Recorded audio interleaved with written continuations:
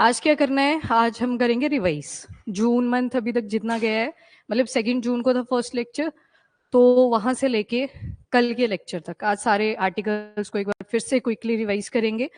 तो जब भी कोई आर्टिकल आएगा तो पहले मैं आपसे पूछूंगी कि क्या क्या याद है इसके बारे में, तो फटाफट से आंसर करने हैं, हैंड रेज करने हैं। ओपन एंडेड है वैसे क्वेश्चन, अगर किसी ने कुछ भी नहीं बोला फिर मैं आपको पूछूंगी कि कौन बताएगा।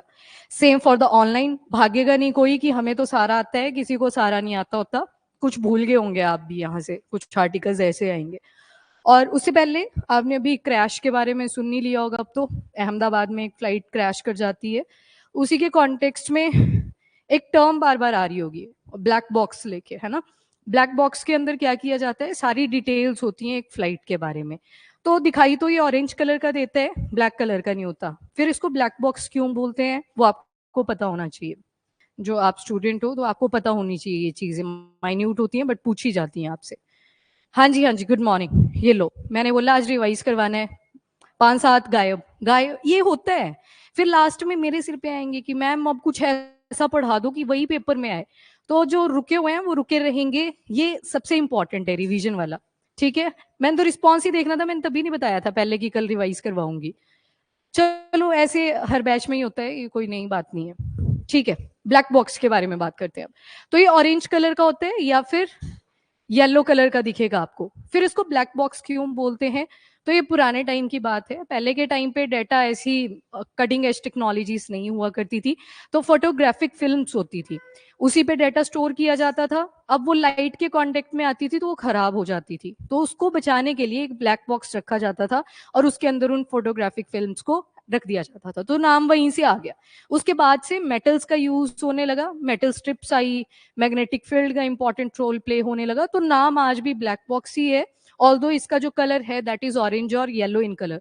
साइंस का एक लॉजिक लगाओ कि इसको ऑरेंज कलर का क्यों बनाया होगा। रेड भी होता है, ऐसा कुछ नहीं।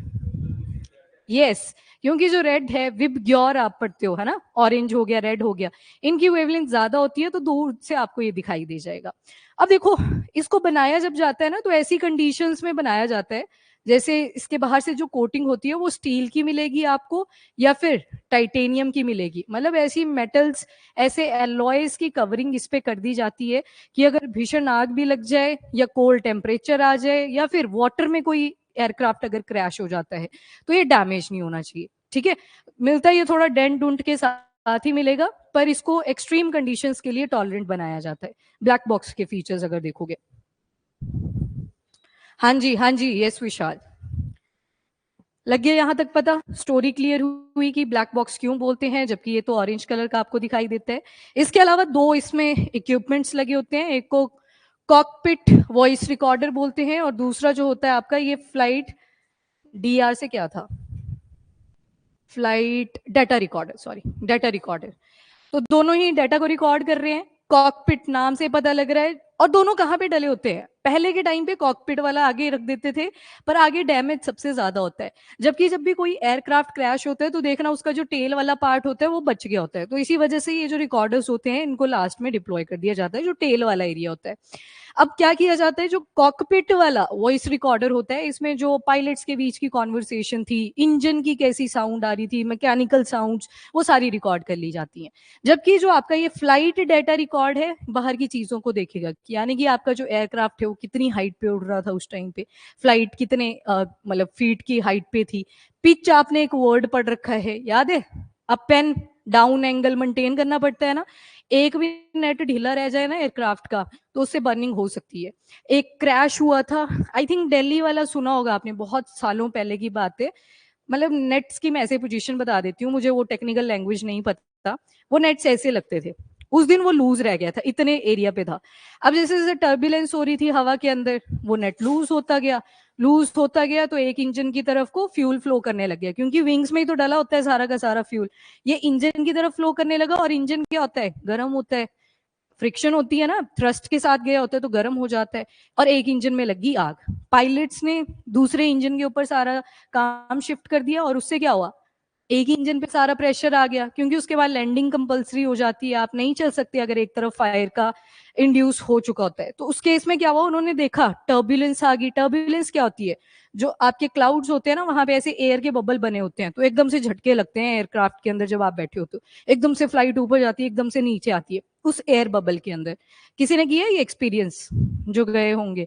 लास्ट टाइम मेरे पापा गए थे, उन्होंने किया था ये एक्सपीरियंस। उनको ऐसे फील हुआ बैठे बैठे कि पता नहीं कितनी फीट नीचे आ गई है, पर वो हल्की होती है, हवा में वो टर्बुलेंस ज्यादा फील होती है।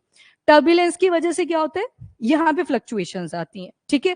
तो ये जो एफडीआर है, ये ऑल्टीट्यूड हो गया, कितनी स्पीड से ये एयरक्राफ्ट मूव कर रहा था, बाहर की क्या कंडीशन थी, प्रेशर कितना था, वो सारा रिकॉर्ड किसके अंदर होता है, फ्लाइट डेटा रिकॉर्डर के अंदर, ठीक है। तो दो इक्विपमेंट्स आपने इसमें देखे, तो ये सारा यहाँ पे लिखा है। ये देखो बैरोमेट्रिक, बैरोमेट्रिक क्या रिप्रेजेंट कर रहा है, प्रेशर को, बैरोमीटर, ठीक है, तो प्रेशर से एसोसिएटेड है।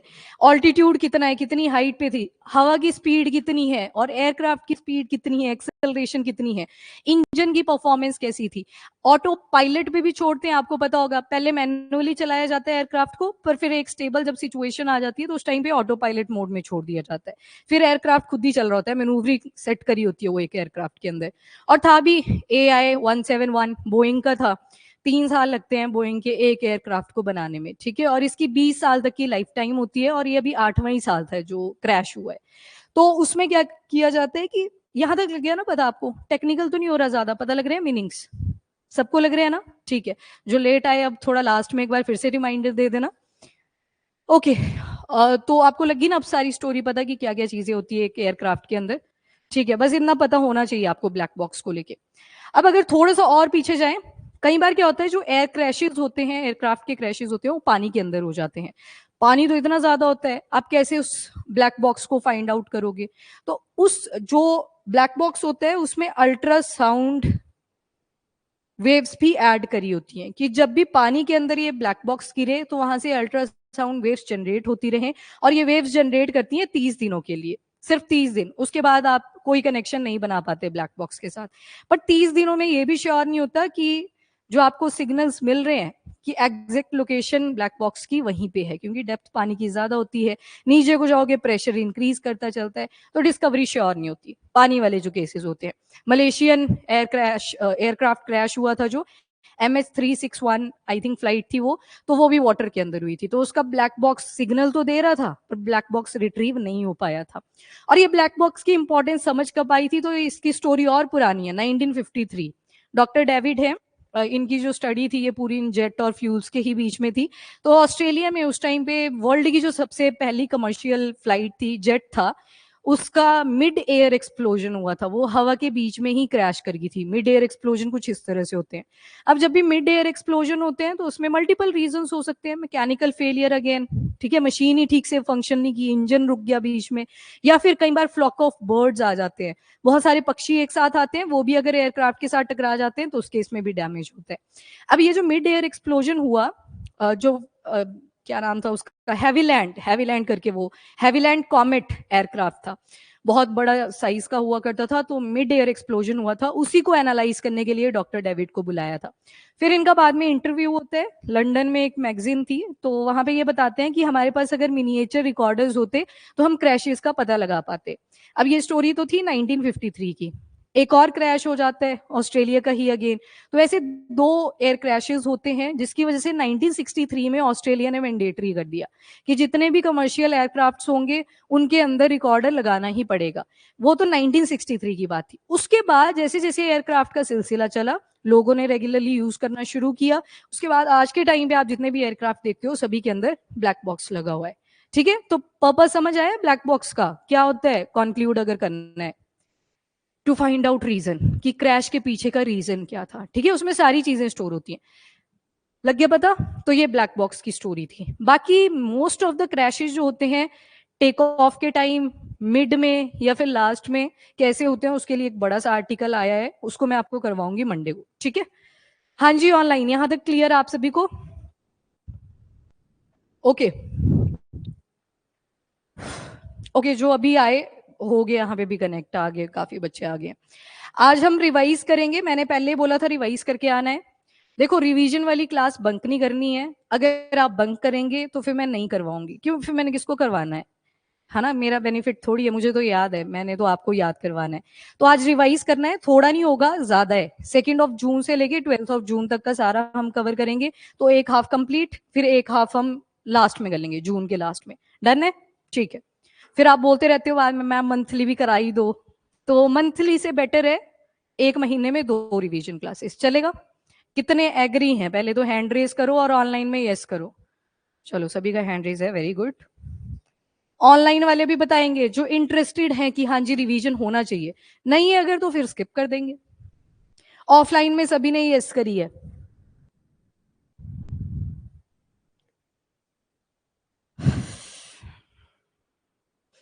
ठीक है, मैप्स पढ़ के आए हो ना सारा, जो जो करवाया है पीछे अभी तक? मैंने पूछने हैं बीच बीच में, पर आपकी नजर इधर ही होनी चाहिए, नोटबुक पे कोई नहीं देखेगा, ठीक है? ठीक है, गुड, ऑनलाइन, ठीक है जी, बिल्कुल सही, ठीक है। चलो यहाँ भी एग्री करते हैं, मतलब हम रिवीजन कर सकते हैं, महीने के सिर्फ 2। बाकी पूछूंगी रोज, वो तो चलेगा ही चलेगा, ऐसे मत सोचना कि रिवीजन तो करवाना है मैंने, छोड़ो अब क्या पढ़ना है, वैसे नहीं होगा, ठीक है? चलिए जी, तो फर्स्ट रेडी हो? ठीक है, यहाँ पे भी रेडी हैं सारे। पढ़ के आए हो ना पक्का? मैंने बोला था लास्ट वीक का पढ़ के आना है, पर मैंने ये नहीं बताया था कि रिवीजन मैंने करवाना है, ठीक है? तो सरप्राइज तो मिलते रहते हैं। पसंद है तुम्हें सरप्राइज? बस ठीक है फिर। चलिए जी, तो 31 मई से 2 जून का आर्टिकल आ जाएगा। तो पद्म अवार्ड्स को लेके आपने शुरुआत करी थी। पद्म अवार्ड से पहले हमने मैप में सबसे पहले क्या चीज पढ़ी थी? मेडिटेरियन सी, ठीक है। अब मैं जिससे पूछूंगी वही बताएगा। सबसे पहले शिखा बताएगी और ऑनलाइन वाले फटाफट से चैट बॉक्स में आंसर करेंगे। चलो मुझे अफ्रीकन कंट्रीज बताओ जो मेडिटेरियन सी के साथ बॉर्डर शेयर करेंगी। Morocco, Algeria, Tunisia, Libya, Egypt. ठीक बोले? कितने बोलते हैं ठीक बोले? चलो ठीक है, बाकी आगे फिर से लगा है मैप, फिर से आऊंगी इसके ऊपर। ओके, पद्म अवार्ड्स, हाँ जी, पद्मा अवार्ड से रिलेटेड कितनी कितनी भी अगर इंफॉर्मेशन आपको पता है तो फटाफट से हैंड रेस करो। थोड़ा भी पता है तब भी हैंड रेस करो, ठीक है? गीता बताओ। हम्म,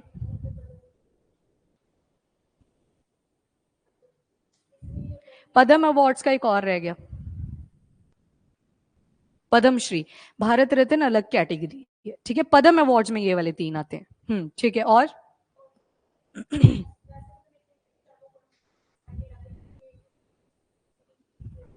हम्म,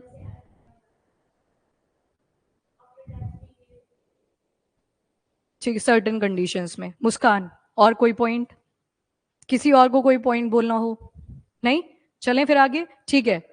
हम्म, हाँ, ठीक है, गुड। वो भारत रत्न था, ठीक है। चलो जी, पद्म अवार्ड्स की अगर बात करें तो ये भी एक हाईएस्ट सिविलियन ऑनर माना जाता है।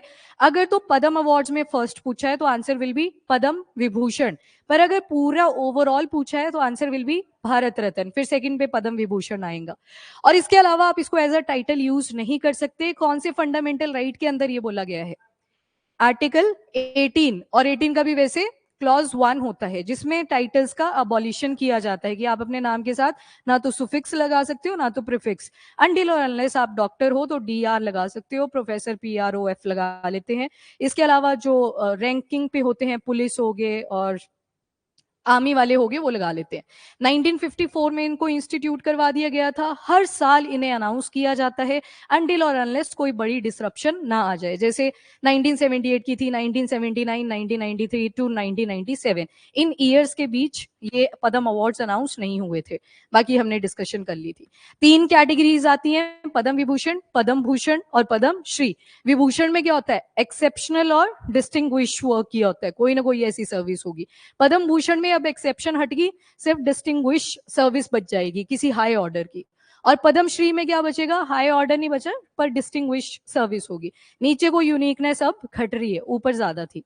नेक्स्ट, एलिजिबल कौन कौन होगा? सारे पर्सन एलिजिबल होते हैं, एक्सेप्शन इज इंपॉर्टेंट। गवर्नमेंट के जो पब्लिक सेक्टर यूनिट के साथ काम करेंगे वो इसमें अलाउड नहीं होते, पर डॉक्टर अगर गवर्नमेंट ऑफिशियल होगा तो वो अलाउड है। यहाँ पे डॉक्टर्स और साइंटिस्ट उनका नाम आ सकता है, ठीक है? ये एक्सेप्शन थी, इंपॉर्टेंट थी।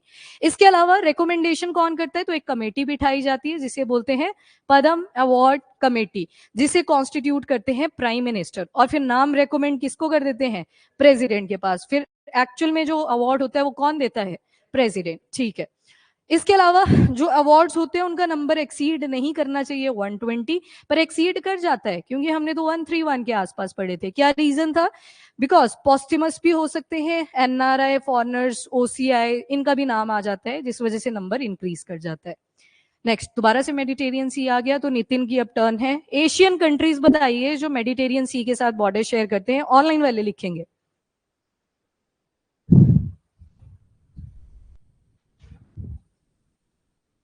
तुर्की है, सारे बता दिए, पक्का, ठीक है। तो सबसे पहले आपने देखा था यहाँ पे, वो याद रख लेना अपने एंड से, मैं डायरेक्शन में ही बात कर रही हूँ अभी। सबसे पहले आया था इजराइल, ऊपर था लेबनान, ये वाला आ गया सीरिया, ये आ गया तुर्की, और यहाँ पे था साइप्रस। रह जाएगा ना याद, ठीक है। ऑनलाइन वाले चैट बॉक्स में ही आंसर करेंगे, ठीक है, गुड गुड जसमीत, ठीक है। नेक्स्ट आ जाओ। फिर आपने स्ट्रोमेटोलाइट्स का एक आर्टिकल पढ़ा था, बहुत रेलिवेंट है। रॉक्स को लेके अगर मेंस में कोई आंसर आता है तो करंट अफेयर की न्यूज आपके पास पड़ी हुई है, और 2-3 बार आपने रट लिया है, वैसे आज फिर से इसको फाइनल टचअप दे लेते हैं। तो स्ट्रोमेटोलाइट क्या होते हैं, कहाँ पे मिले हैं, तो आपकी देवों की भूमि हिमाचल प्रदेश में ये मिला, डिस्ट्रिक्ट सोलन, रीजन चंबा घाट। कितने पुराने हैं, तो 600 मिलियन ईयर्स पुराने हैं, ठीक है। उस टाइम पे अपनी इंडियन प्लेट अभी टकराई भी नहीं थी यूरेशियन प्लेट के साथ, इतने पुराने ये पत्थर मिल रखे हैं। इसके अलावा सबसे पहले अगर 225 मिलियन ईयर्स एगो आप देखो, तो एक प्लेट हुआ करती थी जिसे पेंचिया बोलते थे। बीच में रहेगा अगर कोई लैंडमास पानी के, तो वो टूट जाती है प्लेट, और जैसे ही टूटेगी तो ऊपर की तरफ बना था लॉरेशिया, नीचे बना था गोंदवाना। वैशाली, यहाँ पे कौन सा सी बना था, कौन सा सी बना था इन दोनों के बीच में, आप डिस्ट्रैक्ट हुए थे अभी, बताओ फटाफट से। नो, आस्था, कौन सा सी था, गीता, नहीं, किसको याद है, टेथिस सी, वेरी इंपॉर्टेंट, याद रखो इसको, टेथिस सी। लॉरेशिया बना था, नीचे गोंदवाना आया था, बीच में टेथिस सी बना था। अभी भी इंडियन प्लेट तो नीचे ही है, 150 मिलियन अगर ईयर्स एगो हम देखें, उसके बाद 100 मिलियन ईयर्स एगो भी देखेंगे तो ऊपर की तरफ को आनी शुरू होगी है, इक्वेटर के पास पहुंच चुकी है। और यहाँ पे देखो, आज के टाइम पे आपको ये इंडियन प्लेट यूरेशियन प्लेट के साथ टकराई हुई मिलेगी। जब ये दोनों प्लेट्स आपस में टकराई, एक तरफ यूरेशियन प्लेट थी, एक तरफ इंडियन प्लेट थी, बताओ कौन से माउंटेन बने थे, हिमालयस बने थे। कौन कौन सी रेंजेस आती हैं, ट्रांस हिमालयस, ग्रेटर हिमालयस और शिवालिक्स, ठीक है। अब ये जो ट्रांस हिमालयस है, बोला जाता है कि ये पहले से ही एग्जिस्ट करते थे, इनके साथ आके इंडियन प्लेट यहाँ पे टकराई थी। तो ग्रेटर हिमालयस जो थी, कहां से कहां तक थी, ये लिखा हुआ है वैसे यहाँ पे। ट्रांस हिमालय तो उसमें काराकोरम वो सारी चीजें आएंगी, उनकी बात नहीं मैं कर रही, जांस्कर लद्दाख वो नहीं मैं बात कर रही। अब इसका बताओ, नंगा पर्वत टू नामछा बारवा, ये ग्रेटर हिमालय की एक्सटेंशन है, नंगा पर्वत टू नामछा बारवा, ठीक है। लेसर हिमालयाज में क्या क्या थी, पीर पंजाल, धौलाधार, कुमाऊं रेंजेस और Mussoorie range, yes, Mahabharat range, ये कहाँ पे थी, महाभारत वाली नेपाल में थी। करो करो यार, ठीक है, जोर लगाओ थोड़ा दिमाग में, आज ही चलाना है ये, फिर कब चलाओगे इसको, ठीक है। महाभारत, फिर आगे शिवालिक, शिवालिक के बाद आपके प्लेन शुरू हो जाते हैं। और ये जो आपके स्ट्रोमेटोलाइट मिले हैं हिमाचल वाले रेंज में, कौन सी रेंज आएगी, लेसर हिमालयास, राइट। और लेसर हिमालयास और स्पेशली आपके हिमाचल प्रदेश, उत्तराखंड और सिक्किम में अगर कोई ऐसे पत्थर मिलते हैं तो कौन से ग्रुप में डाला हुआ है उनको, क्रोल ग्रुप, याद है ना, तो इंपॉर्टेंट है वो पॉइंट, उसको ध्यान में रखोगे। चलो इसके बारे में देख लो। तो जब स्ट्रोमेटोलाइट हमें मिलते हैं जो कि 600 मिलियन साल पुराने थे, तो उससे हमें पता लगता है कि हिमाचल की जगह पे समंदर हुआ करता था उस टाइम प्रॉपर, ठीक है। नीचे इंडियन ओशन ही था ना, तो इस वजह से बोल देते हैं हम। बाकी लोकेशन आई थिंक आपको क्लियर है अब। ये होता है आपका geological time scale, I think आपने उस दिन देखा था, ये वाला नहीं देखा था आई थिंक, ठीक है। ऊपर देखो, इयॉन जो होता है वो सबसे बड़ी टर्म होती है, ठीक है, इयॉन। इयॉन में आपको देखो जैसे फेनरोजोइक दिख रहा है, इससे पहले और भी टाइम जा चुके हैं, प्रोटेरोजोइक, ये प्रोटेरोजोइक इयॉन था, बड़ी यूनिट जो होती है वो इयॉन है। अगर यूनिकनेस देखनी होगी तो आगे आते जाओ, इपॉक है, इपॉक से भी नीचे आओगे तो एज है। जैसे हिस्ट्री में आप एजिस पढ़ते हो ना, संगम एज, तो एज सबसे छोटी यूनिट होती है। अब ये जो प्रोटेरोजोइक है ना, एक फैक्ट मिला मुझे इससे रिलेटेड, वो भी आप नोट कर लेंगे। फैक्ट क्या है कि जैसे स्ट्रोमेटोलाइट मरीन में होते हैं, फ्रेश वाटर में होते हैं, सॉल्टी वाटर में मिलेंगे कि फ्रेश वाटर में मिलेंगे? सॉल्टी, मेजॉरिटी इनकी सॉल्टी वाटर में ही है। आज के टाइम पे आपको जितनी भी सॉल्ट वाटर लगून्स हैं, बे हैं, खाड़ियां हैं, उनमें स्ट्रोमेटोलाइट्स मिल जाते हैं। पर एक इससे भी पहले अगर आप चले जाओ, इयॉन प्रोटेरोजोइक, यहाँ पे फ्रेश वाटर वाले स्ट्रोमेटोलाइट भी मिले हैं। ठीक है, तो ये यूनिकनेस आ गई। पर हमने कौन से में पढ़े हैं ये? Pre Cambrian. तो कैम्ब्रियन ढूंढो, यहाँ पे लिखा होगा कहीं पे, मुझे दिख नहीं रहा। दिख रहा है? कैम्ब्रियन होएगा। हाँ ये है। तो इससे भी पहले के हैं ये, ठीक है, जो स्ट्रोमेटोलाइट है, प्री कैम्ब्रियन, कैम्ब्रियन से पहले के। इयॉन सबसे बड़ी यूनिट है। इसके अंदर क्या हो गया, क्या हो, गप्पे नहीं मारनी है, बहुत इरिटेशन होती है जब कोई गप्पे मार रहा होता है। इयॉन से छोटी आएगी एरा, एरा से छोटा आएगा पीरियड, और पीरियड से छोटा आता है इपॉक। इसको याद रख लेना। और सबसे छोटी होती है एज। इवन आप जब हिस्ट्री पढ़ते हो तो उसमें भी एज लिखा होता है, Sangam age is the best example, है ना? ठीक है, नेक्स्ट, ट्रोमेटोलाइट होते क्या है? तो ऑर्गेनो सेडिमेंट्री स्ट्रक्चर होते हैं। ठीक है, शरणवीर बताएंगे 3 तरह की रॉक्स आपने पढ़ी थी, कौन कौन सी थी? जल्दी से बताओ, शरणवीर बताएंगे। ऑनलाइन वाले जल्दी से लिखो, कौन कौन सी 3 तरह की रॉक्स पढ़ी थी आपने? नहीं, नितिन? ठीक है, इग्नियस थी, सेडिमेंट्री थी, मेटामॉर्फिक थी। मुस्कान, ये वाली कौन से में आएगी स्ट्रोमेटोलाइट? सेडिमेंट्री। आपको एक यूनिक नेचर बताती हूँ। मेजॉरिटी ऑफ द जो सेडिमेंट्री रॉक्स हैं उनके नाम ऐसे शुरू होते हैं, पता नहीं क्यों, मतलब तुक्का ही होएगा वो, ऐसे किसी ने सोच के तो नहीं रखे होंगे।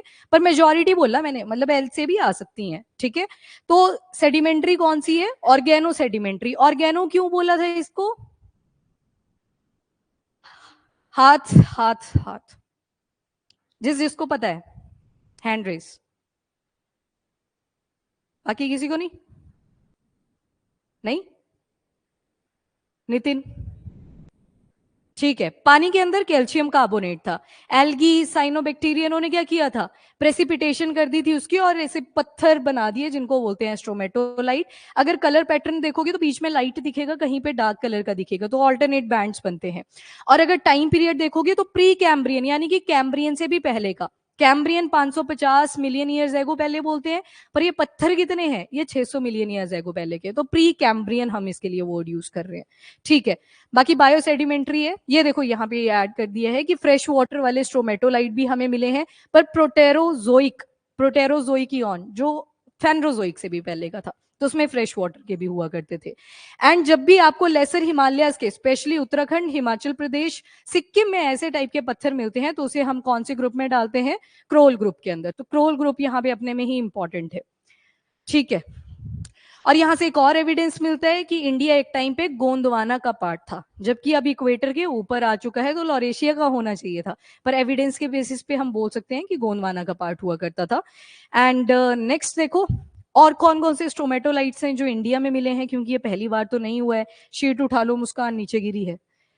सबसे पहले चित्रकूट, ये आ जाएगा उत्तर प्रदेश के अंदर। तो यहाँ पे भी हमें कॉल्यूमिनार, कॉल्यूमिनार शेप जब भी आएगी ना, तो ऊपर को ज्यादा उठी होगी। जब पीछे आपने कैसी देखी, ऐसे डोम से शेप की, कॉल्यूमिनार मतलब कॉलम लाइक, थोड़े ऊपर को ज्यादा उभरे होंगे। उसके बाद मोरनी हिल्स हरियाणा में आ जाएगा। यहाँ पे जो स्ट्रोमेटोलाइट मिले हैं, डोलोमाइट फॉर्मेशन देखने को मिलती है। ठीक है, मसूरी एंड नैनीताल नाम से पता लग जाएगा, उत्तराखंड। पर जब रेंजेस पढ़ोगे आप, तो नैनीताल जो होगा that is going to be part of greater Himalayas. ठीक है, केदारनाथ, बद्रीनाथ, ये सब जब आप पढ़ते हो वो ग्रेटर हिमालयस में आता है। उसके बाद ये क्रोल बेल्ट में आते हैं। जैसलमेर फॉसिल पार्क, जैसलमेर नाम से पता लग रहा है, राजस्थान में आ जाएगी। मेसोजोइक टाइम के यहाँ पे हमें पत्थर मिल रखे हैं। इसके बाद धरवार सुपर ग्रुप, ये कर्नाटका में है। न्यू आर्कियन स्ट्रोमेटोलाइट मिले हैं जो कि 2.6 बिलियन ईयर्स ओल्ड हैं, ये और भी पुराने पत्थर हैं। देन आते हैं भीमा बेसिन कर्नाटका, ये भी प्री कैम्ब्रियन स्ट्रोमेटोलाइट है। और शैलो मरीन लाइमस्टोन इनकी कैटेगरी में आएंगे। अच्छा, मैं एक क्वेश्चन भूल गई आपसे पूछना, मरीन के अंदर होते हैं, सॉल्टी वाटर के अंदर होते हैं मेजॉरिटी, क्योंकि कुछ एक्सेप्शंस हमने देखी उससे पहले की जो मिली थी। मुझे ये बताओ, डीप वाटर में होंगे या फिर शैलो वाटर में होंगे? कितने बोलते हैं शैलो वाटर, कितने बोलते हैं डीप वाटर? ठीक है, शैलो में होंगे। वहीं पे ग्रो करेगी ना ये सारी एल्गी एंड जो आपके साइनोबैक्टीरिया होंगे, और फिर प्रेसिपिटेशन कर देंगे। हाँ जी, ऑनलाइन। ठीक है, चलो नेक्स्ट आर्टिकल। टोबैको के लेके आपने पढ़ा था कि ये जो पेंडेमिक है इंडिया के अंदर क्यों इंक्रीज कर रहा है? क्योंकि टोबैको प्रोडक्ट इजीली अवेलेबल है मार्केट्स के अंदर। तो एम्पावर फ्रेमवर्क के बारे में बात करी थी। इससे भी पहले आपने क्या पढ़ा था? FCTC, framework convention on tobacco control, जो कि 2003 में लाया गया था, पर एक्चुअल में अडॉप्ट हुआ था 2005। तो ये जो एम्पावर फ्रेमवर्क था, ये इसी का ही एक डिवीजन है, मतलब इसी का ही एक छोटा सा पार्ट है। तो एम्पावर, इसमें फुल फॉर्म लिख रखी है और इसके अंदर स्टेप्स बताए हुए हैं कि कैसे आप टोबैको की लत को छुड़वा सकते हो। तो 6 स्टेप्स है इसमें, cost effective measures. Number 1, monitoring. तो मॉनिटर करो पहले तो टोबैको का यूज और उसकी प्रिवेंशन पॉलिसीज क्या क्या हो सकती हैं। पावर में पहले आया पी, प्रोटेक्ट करो पीपल को कि वो टोबैको की स्मोकिंग ना करें। देन आता है ओ, ऑफरिंग हेल्प, जो अपना टोबैको यूसेज छोड़ना चाहते हैं उनको हेल्प ऑफर कीजिए। देन आती है वार्निंग कि क्या क्या टोबैको के डेंजर्स हो सकते हैं, जबकि इसको majority of the tobacco companies follow भी करती हैं। देन आती है एनफोर्सिंग बैन, जो टोबैको की एडवर्टाइजमेंट है, जो उनको प्रमोट कर रहा है और स्पॉन्सरशिप उनकी कर रहा है, उसको बैन करो। जबकि ये चीज इंडिया के अंदर ही नहीं, पूरे ओवरऑल वर्ल्ड आप देखोगे खुले में चली हुई है इस टाइम पे। एंड देन आता है रेज, रेज से आ गया raising taxes on tobacco product. पर टोबैको वैसे गरीबी होती है, पर जब इन चीजों की बात आती है तो सबके पास पैसा आ जाता है अचानक से। ठीक है, तो इसमें लास्ट में जो है वो raising taxes on tobacco product आ जाएगा। ठीक है, नाउ फ्रेमवर्क के अंदर बेसिक सी चीजें लिखी हैं, वो आपको पता ही है क्या क्या था इसमें, याद है ना, ईयर्स याद है। फिर इसमें कुछ आर्टिकल्स भी दे रखे थे। 180 कंट्रीज ऐसी हैं जिन्होंने इसको रेटिफाई करके रखा हुआ है। याद है ना रेटिफाई का मतलब? मुझे ये बता दो, अगर रेटिफाई कर दिया है तो क्या बाइंडिंग होगा या नहीं होगा? होगा। अब जो इसके अंदर रूल्स लिखे हैं उस कंट्री को वो एक्सेप्ट करने पड़ेंगे और उनको इंप्लीमेंट भी करना पड़ेगा, पॉलिसीज भी बनानी पड़ेंगी उनको इंप्लीमेंटेशन बेटर तरीके से करने के लिए। अब इसी के अंदर कुछ आर्टिकल्स भी दे रखे हैं। अब जैसे पेरिस एग्रीमेंट के ऊपर यूपीएससी ने इस बार क्वेश्चन पूछा था। पेरिस कन्वेंशन के बारे में सभी ने सुन रखा था, एग्रीमेंट के बारे में सभी ने सुन रखा था, पर आर्टिकल आ गया था वहां पे एक। तो ये आर्टिकल्स आपने देख लेने होते हैं जब भी एग्जाम आता है। सबसे पहले आर्टिकल 5.3, जिसमें बोला है पब्लिक हेल्थ को प्रोटेक्ट करना है, ऐसी पॉलिसीज लेके आओ और जो टोबैको इंडस्ट्रीज है उनको लोअर डाउन करो। आर्टिकल 6 में बात करी गई है प्राइस और टैक्स मेजर्स को लेके, ताकि जो टोबैको की डिमांड है वो अपने आप ही रिड्यूस कर जाए। आर्टिकल 8 में बोला है लोगों को टोबैको स्मोक के एक्सपोजर से रोको। जैसे देखा होगा आपने, बस के लिए भी रुके होते हो, कहीं लगे होते हैं ओपनली स्मोक करने, आप बोल नहीं सकते उनको, बोलोगे तो पता नहीं क्या करेंगे, आजकल मर्डर छोटी छोटी बात पे हो जाते हैं। देन आते हैं आर्टिकल 9 पे, regulate content of tobacco product. इसके लिए हमने ई सिगरेट्स की बात करी थी, ई सिगरेट लाए थे ताकि ये टोबैको वाली जो आदत है ये छूट जाए, पर उससे और ज्यादा एडिक्शन कॉज हो रही है। ठीक है, जो निकोटीन आप सुनते हो ना, जो ये आपकी बीड़ी होगी, सिगरेट होगी, इसमें आपको जो निकोटीन होता है ये 5 mg से ज्यादा नहीं मिलेगा, कभी भी कम ही मिलेगा हमेशा। जबकि ये ई सिगरेट्स जो है इसमें 35 mg तक का निकोटीन है। ठीक है, तो वो तो और ज्यादा एडिक्शन कॉजिंग है। देन आर्टिकल 18 आता है, इसमें टोबैको प्रोडक्ट्स के डिस्क्लोजर, यानी कि जो जो प्रोडक्ट्स इसके अंदर डले हैं वो आपको मेंशन करने पड़ेंगे। Article 11, packaging and labelling of tobacco product. Article 12 में जो डेंजर्स होते हैं टोबैको से रिलेटेड उसको बताना होता है। स्पॉन्सरशिप, एडवर्टाइजमेंट, प्रमोशन, इन सब के ऊपर बैन लगाया जाता है आर्टिकल 13। एंड लोगों को हेल्प करी जाती है जब वो डी एडिक्शन कर रहे होते हैं, क्योंकि उसके क्या आते हैं, विड्रॉल सिम्टम, जिसको एब्सटिनेशन भी बोलते हैं। तो ये आर्टिकल 14 में है। आर्टिकल 15 कंट्रोल करता है कि कोई भी इलीगल तरीके से इनका प्रोडक्ट्स का ट्रेड ना करे। और उसके बाद माइनर्स जो होते हैं उनके लिए बैन लगा दिया हुआ है कि आप इनको कंज्यूम नहीं करोगे। ई सिगरेट आपको छोटे छोटे बच्चों के हाथ में भी दिख जाती है आज के टाइम पे। तो आर्टिकल 16। आर्टिकल 17, ये इकोनॉमिकली वाइबल ऑल्टरनेटिव लाया जाए टोबैको की जगह पे, वो ई सिगरेट ही आ गया। ठीक है, तो ये आर्टिकल्स पूछ लेते हैं कई बार, एक बार आप देख के रखोगे इसको। देन आपने पढ़ा था शंग्रीला डायलॉग के बारे में। अच्छा, कौन इसको ट्राई करेगा? ऑनलाइन वाले फटाफट से लिखेंगे, ठीक है, गुड। देखते हैं यहाँ पे आज 52 स्टूडेंट है, कितना कंपटीशन है आपके साथ। ठीक है,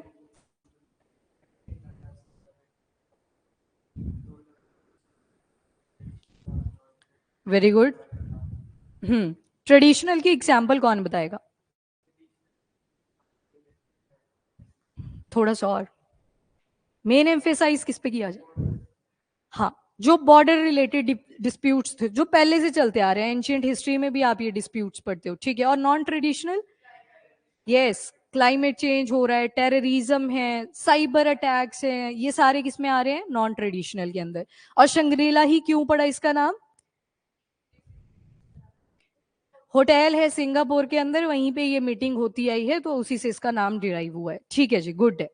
चलो, तो सिंगापुर में एक मीटिंग हुई थी 30 मई से लेके 1 जून तक, 22nd ये एडिशन रहा। 2002 से इसको शुरू कर दिया गया था। डिफेंस मिनिस्ट्रीज आती हैं यहाँ पे, मिलिट्री चीफ्स आए होते हैं, पॉलिसीज बनाई जाती हैं, डिफेंस को लेके बातें करी जाती हैं, किसके पास कितनी मिसाइल हैं, कैसे एयरक्राफ्ट है, हमें कौन सा खरीदना है, हमने कौन सा बेचना है, वो सारी डिस्कशन यहाँ पे करी जाती है। तो 2002 में ये शुरू करा गया था। एशिया पैसिफिक रीजन के लिए जो सिक्योरिटी इंश्योर करनी थी वो इसमें बोली जाती है।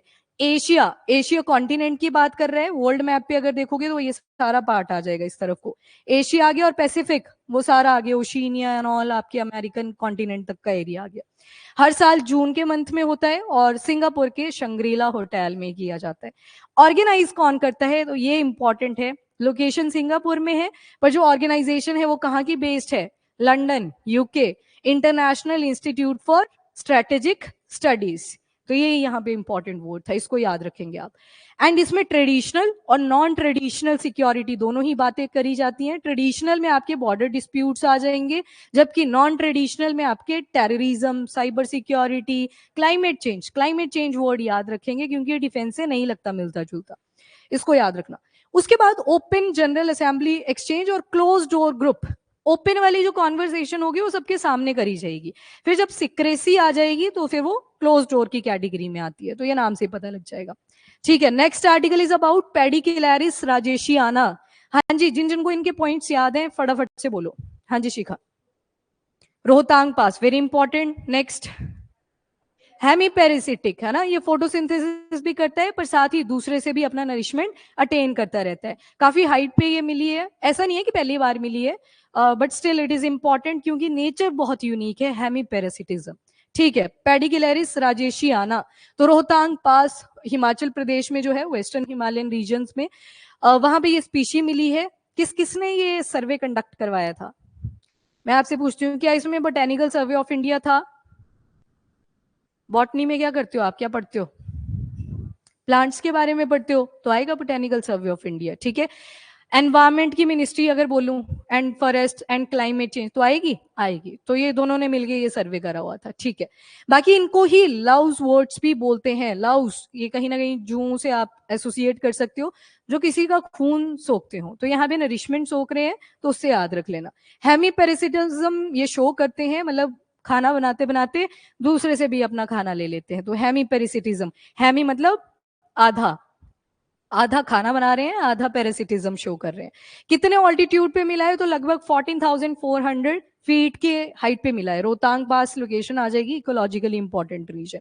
बाकी पासेस हम कर ही रहे हैं। शिपकिला कहां पे था? ठीक है, किन किन को कनेक्ट कर रहा था?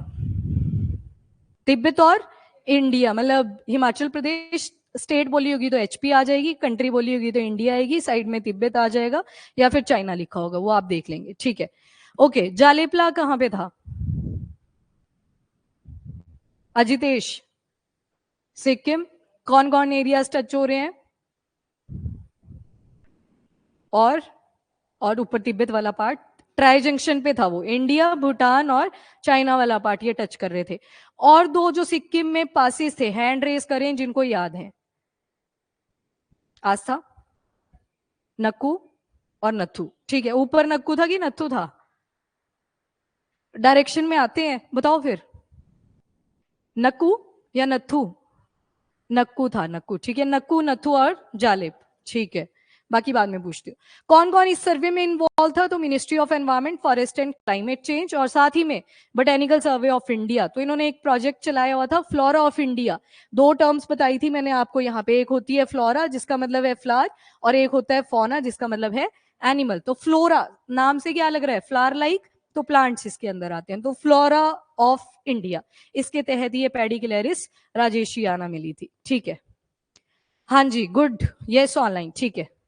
नेक्स्ट आ जाओ, क्या क्या इसके फीचर्स हैं। तो हेमी पैरासिटिक नेचर हमने देखा, 83 नोन स्पीशीज हैं हमारे पास और भी, और 36 स्पीशीज तो ऐसी हैं जो हमें वेस्टर्न हिमालयज में ही मिल रखी हैं, तो इंपॉर्टेंट है, इकोलॉजिकली इंपॉर्टेंट है, और खासकर ऐसे हाई ऑल्टीट्यूड एरियाज में अगर ऐसी स्पीशी हमें मिलती है।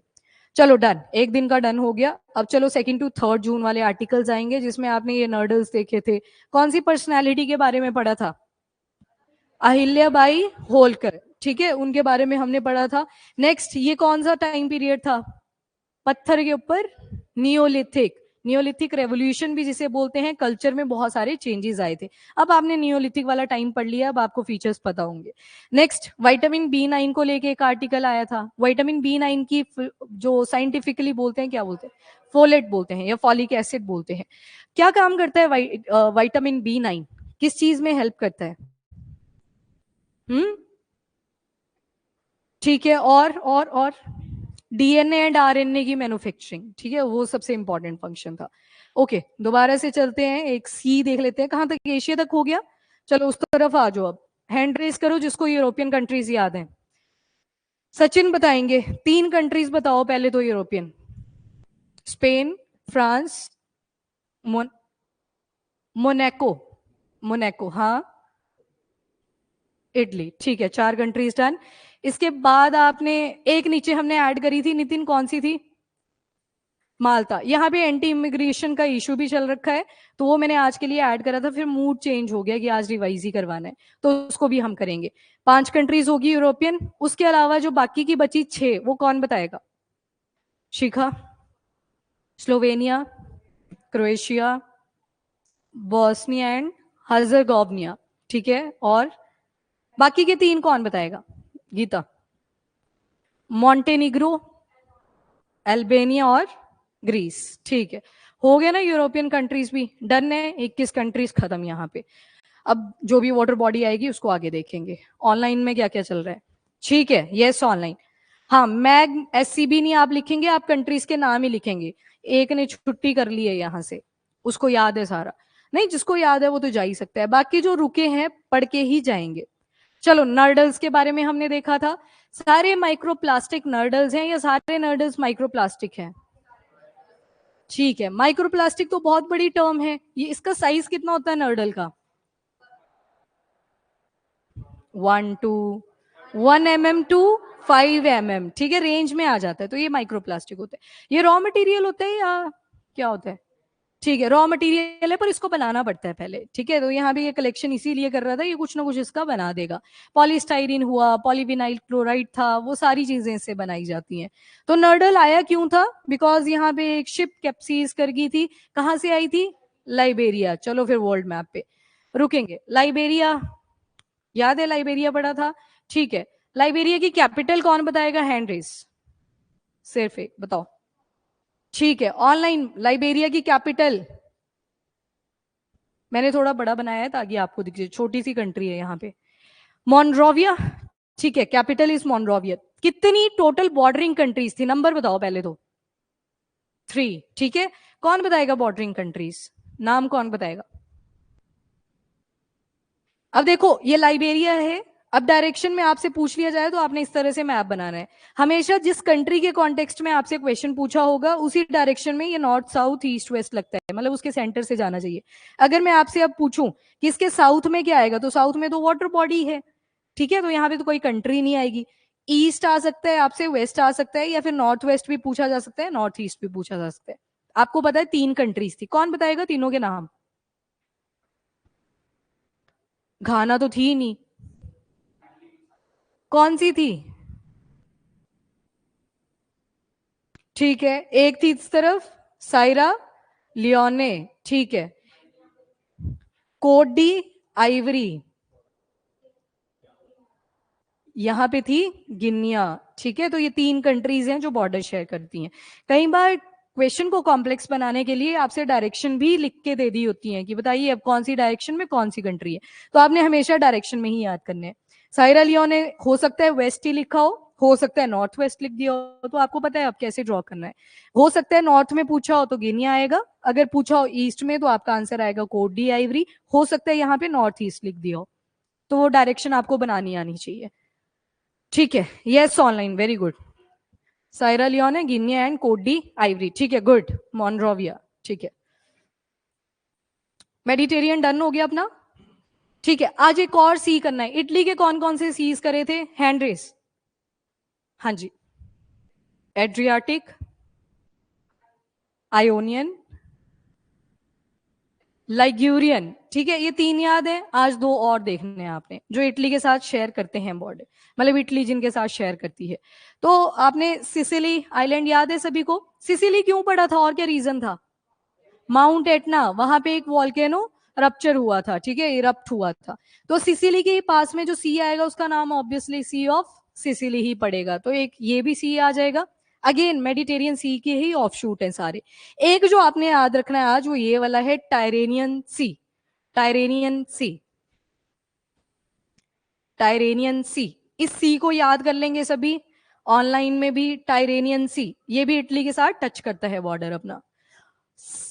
टायरेनियन सी, उसी के साथ आगे लिखा है सी ऑफ सार्दिनिया। क्या ये बोल सकते हैं हम कि ये इटली के साथ टच कर रहा है। तो कर रहा है क्योंकि सार्दिनिया भी किसका पार्ट था, इटली का ही पार्ट था, ठीक है, तो ये भी इटली के साथ आएगा। अली से आ गया था आपका, शरणवीर ने बताया था, एड्रियाटिक, लाइग्यूरियन, आयोनियन। आज आपने देख लिया टायरेनियन। उसके अलावा sea of Sicily, sea of Sardinia. पर सिसिली और सार्दिनिया आपके इटली के पार्ट्स हैं, तो आपको नाम से ही पता लग जाएगा कि इंडीड ये इटली के साथ टच करते हैं, ठीक है। टायरेनियन को याद रखेंगे। हाँ, mount Etna, yes online, mount Etna की यहाँ पे इरप्शन हुई थी। कौन से टाइप का था माउंट एटना। एक्टिव था। और अगर शेप के बेसिस पे पूछा जाए, शेप के बेसिस पे भी बताया था ना, ये मल्टीपल लेयर्स बन गई थी। स्ट्रेटो वॉल्केनो या फिर कॉम्पोजिट लिखा हो सकता है, तो दोनों ही आ जाएंगी, ठीक है। नाउ नर्डल्स के बारे में हम देख रहे थे, लाइबेरिया का हमने केस पढ़ लिया था, उसको अभी साइडलाइन करते हैं। माइक्रोप्लास्टिक के क्या क्या नेगेटिव इंपैक्ट्स होते हैं, हमारी फूड चेन के अंदर एंटर इन कर जाते हैं, जिसकी वजह से डिस्ट्रक्शन होती है। और हमने एक टर्म पढ़ी थी, बायो एकमुलेशन। बायो एकमुलेशन का क्या मतलब था। फिर क्या होगा। एनर्जी साइड में करो, वो टॉक्सिन को लेके था। हाँ, मतलब प्लांट्स में कम मिलेगा, जो उसको खाएगा उसमें ज्यादा मिलेगा। आगे जाओगे टॉक्सिन आगे ज्यादा ही मिलेंगे। पर एनर्जी का केस तो उल्टा होता है, उसमें 10% लॉ लगता है। जहां पे 1000 किलो जूल मिले थे, अगले को 100 ही मिलेंगे, अगले को 10 ही मिलेंगे। ठीक है, तो एनर्जी जो ज्यादा मिलनी चाहिए कायदे से, उसमें उल्टा होता है। तो उसको बायोकमुलेशन बोला था, ठीक है। और बाकी नर्डल्स की बात करें तो 1 mm से लेके 5 mm तक इनका डायमीटर हो सकता है। लो डेंसिटी पॉलीथीन भी बनाया जाता है, हाई डेंसिटी पॉलीथीन भी बनाया जाता है। लो डेंसिटी वाला ज्यादा टॉक्सिक होता है, तो उसको याद रखना। बाकी फ्लेक्सिबल कोई भी चीज बनानी है, योगर्ट की बॉटल्स होती हैं, उसमें थोड़ी सुगंध अच्छी रहे तो उसके लिए यूज करना है, तो इन सारे नर्डल्स का यूज किया जाता है, तो इनकी एप्लीकेशंस भी आप याद रखेंगे। नाउ इम्पैक्ट क्या हो सकते हैं, जब ये नर्डल फर्दर टूटेंगे तो इससे नैनो प्लास्टिक बनते हैं। नैनो तो फिर दिखाई नहीं देंगे, और जब दिखाई नहीं देंगे तो सारे उसको इनटेक कर रहे हैं, और हम सभी की बॉडी में वो पनप रहा है इस टाइम पे। मैंने आपको यहाँ पे एक केस स्टडी भी बताई थी यूएस वाली, जब वो मिल्क की बॉटल्स पे सर्वे करा गया था, कि जो जनता ग्लास के बॉटल का यूज करके दूध पिला रही थी और दूसरी जो प्लास्टिक की बॉटल का यूज करके पिला रही। तो प्लास्टिक वाले केस में अभी से ही, मतलब इतने इतने से बच्चे हैं वो, उनके ब्लड के अंदर नैनो प्लास्टिक मिला हुआ है, ठीक है। तो नैनो प्लास्टिक बन जाता है। बाकी हमारे इकोसिस्टम ना सिर्फ लैंड के ऊपर, पर कोस्टल इकोसिस्टम को भी डिस्ट्रॉय करता है। यस यस ऑनलाइन, जो टॉक्सिसिटी है वो इंक्रीज करती है। नेक्स्ट आ गया, अच्छा यहाँ पे मैंने बोल ही दिया, लाइफ बिलो वाटर कौन सा एसडीजी आएगा। कितने बोलते हैं, 14। ठीक है, वेरी गुड, 14 आएगा ना। और लाइफ ऑन लैंड 15, याद है ना, ठीक है।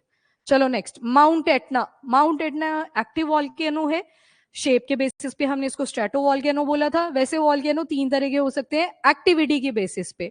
कौन कौन से, एक्टिव, डॉर्मेंट, एक्सटिंक्ट, ठीक है। यहाँ पे सोया हुआ कौन सा होता है जिसका कोई पता नहीं कि रप्ट कर जाए, डॉर्मेंट। डॉर्मेंसी का मतलब ही क्या होता है, निद्रावस्था। कल आपने एक चीज पढ़ी थी हींग को लेके, कि -4 डिग्री सेल्सियस से अगर नीचे चला जाता है टेम्परेचर, तो वो भी डॉर्मेंट हो जाता है, यानी कि जितना था बस उतना ही रहेगा, ना ग्रोथ होगी ना तो कोई डिक्लाइन होगा। चलो ठीक है, बाकी कहाँ पे लोकेशन आएगी, तो सिसिली में आ जाएगी, ठीक है जी। ओके, आज था कौन सा सी पढ़ा यहाँ पे, किस किस को याद रहा? हाँ, टायरेनियन। टायर तो याद रख सकते हो, लिखने को तो कोई नहीं बोलेगा आपको, ऑप्शन होंगे, लग जाएगा पता। टायरेनियन, ठीक है, याद रखना इसको, टायरेनियन। और यहाँ पे कौन सा था? सी ऑफ सिसिली, ऊपर सिसिली है, नीचे सिसिली आ गया। यहाँ पे कौन सा था? सी ऑफ सार्दिनिया, ठीक है। अभी हमने सिर्फ इटली के साथ करा, अभी साइड में भी देखना है कि कौन कौन सी कंट्रीज आएंगी। जैसे ये सिसिली है, यहाँ पे ये देखो, ये है वो छोटी सी कंट्री माल्टा, तो इसके साथ भी शेयर हो रहा है बॉर्डर सिसिली का।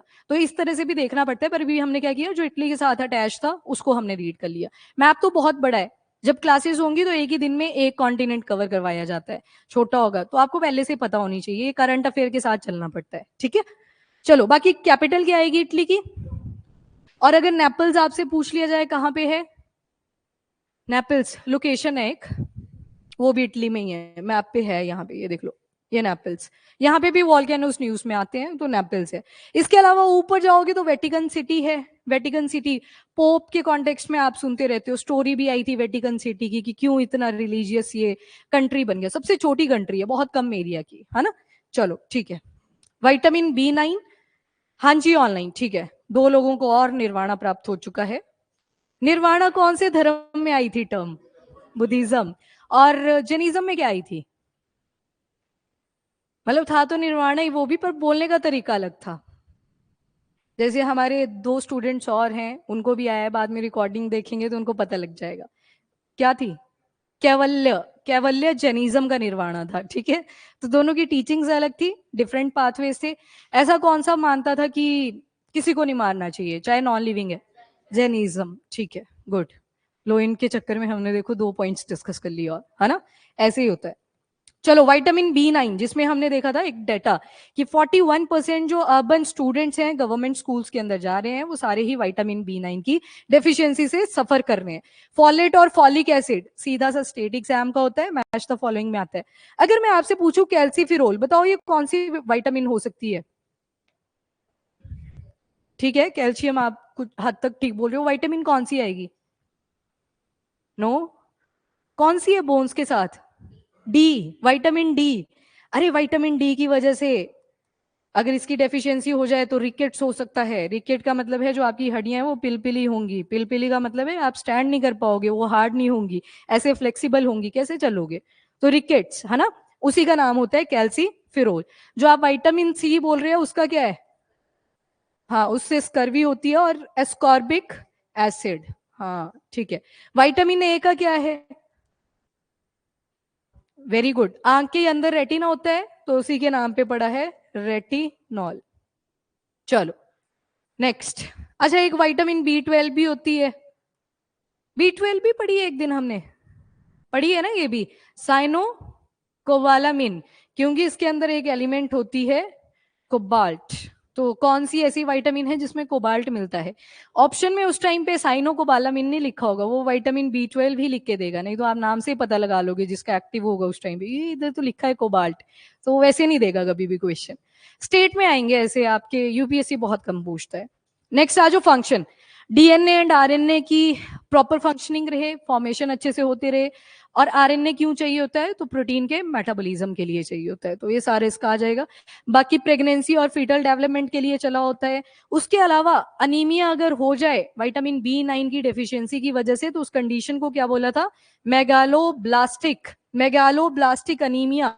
अनीमिया से तो पता चल रहा है कि खून की कमी हो रखी है। बाकी मेगा मतलब बड़ा हो जाता है अब नॉर्मल तरीके से आपका RBC, रेड ब्लड सेल। अच्छा, ब्लड के अंदर 4 कंपोनेंट्स पड़े थे, कौन कौन से थे? RBC, WBC, ठीक है, प्लेटलेट्स और प्लाज्मा। इसमें से न्यूक्लियस कहाँ पे मिलेगा? WBC, ये हरियाणा के पेपर में पूछा हुआ है सवाल। वैसे ये है नहीं, मतलब बहुत डीप क्वेश्चन होता है, पर पूछा हुआ है, आपको पता है ये चीज। चलो नेक्स्ट, एक इंपॉर्टेंट पर्सनालिटी के बारे में हमने पढ़ा था। अच्छा, आगे वो दोनों स्टूडेंट, ठीक है, गुड गुड गुड। हाँ जी हाँ जी, WBC, गुड।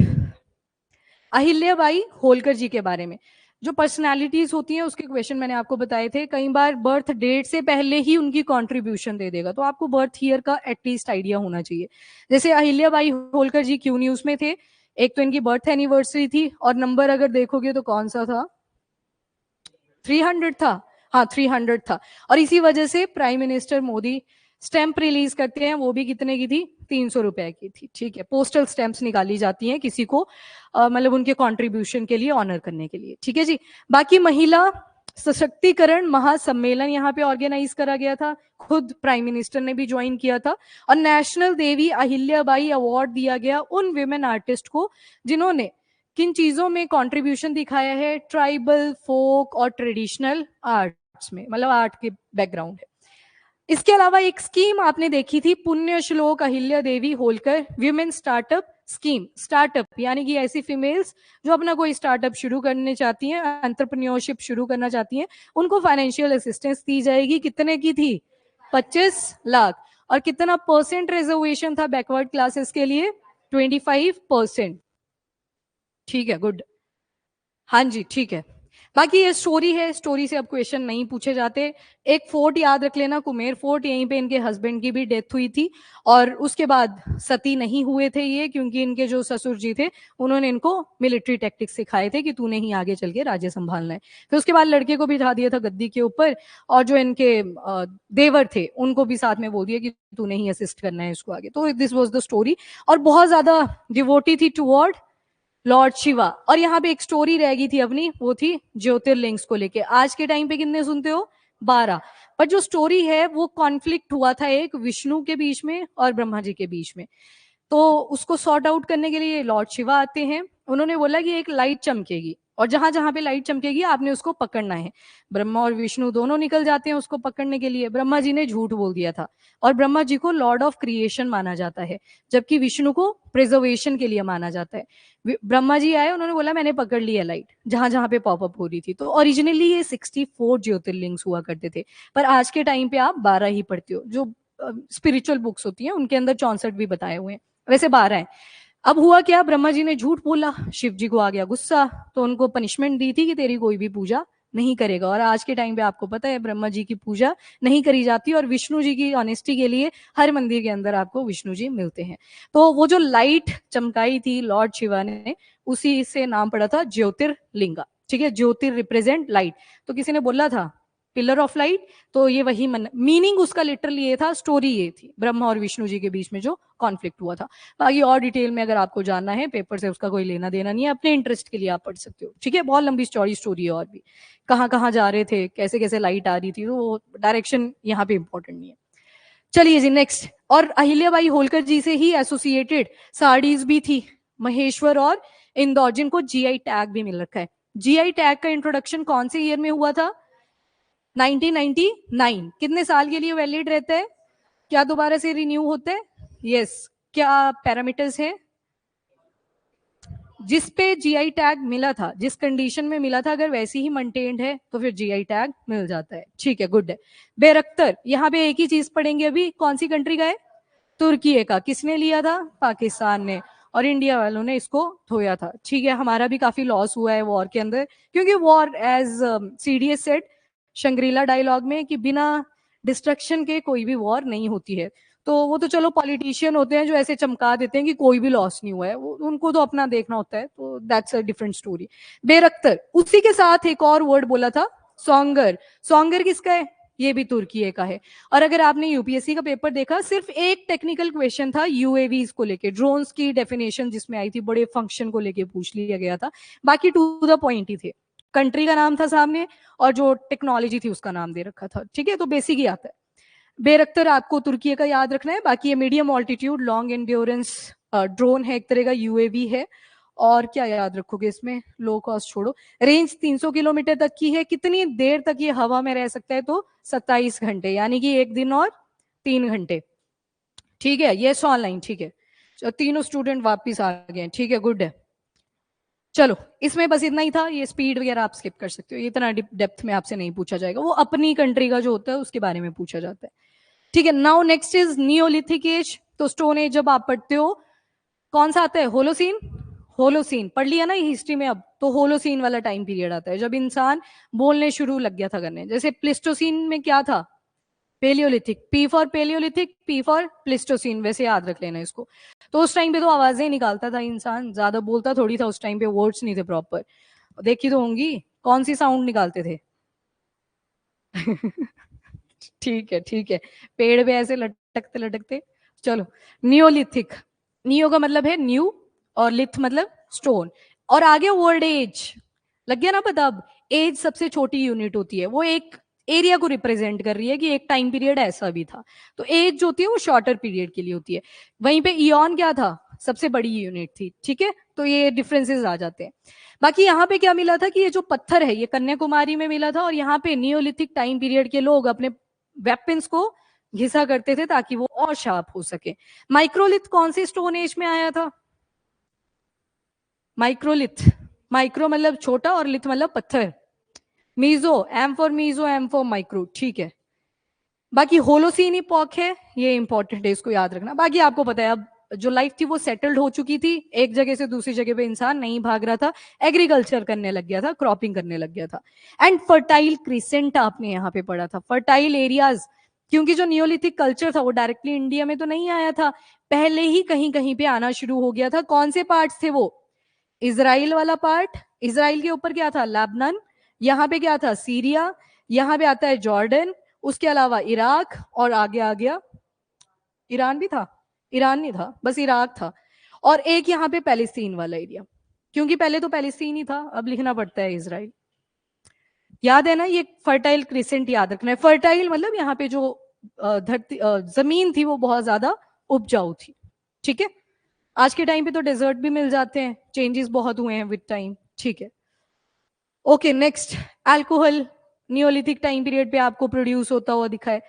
उसके अलावा सोशल क्लासेस बन गई थी, और बहुत सारी साइट्स हैं इंडिया के अंदर जो कि आपके, आई थिंक नियोलिथिक वाले में एक क्वेश्चन भी एडेड है कि साइट्स के ऊपर बताइए कि कौन कौन सी साइट्स थी, क्या इंपॉर्टेंट कंट्रीब्यूशन थी।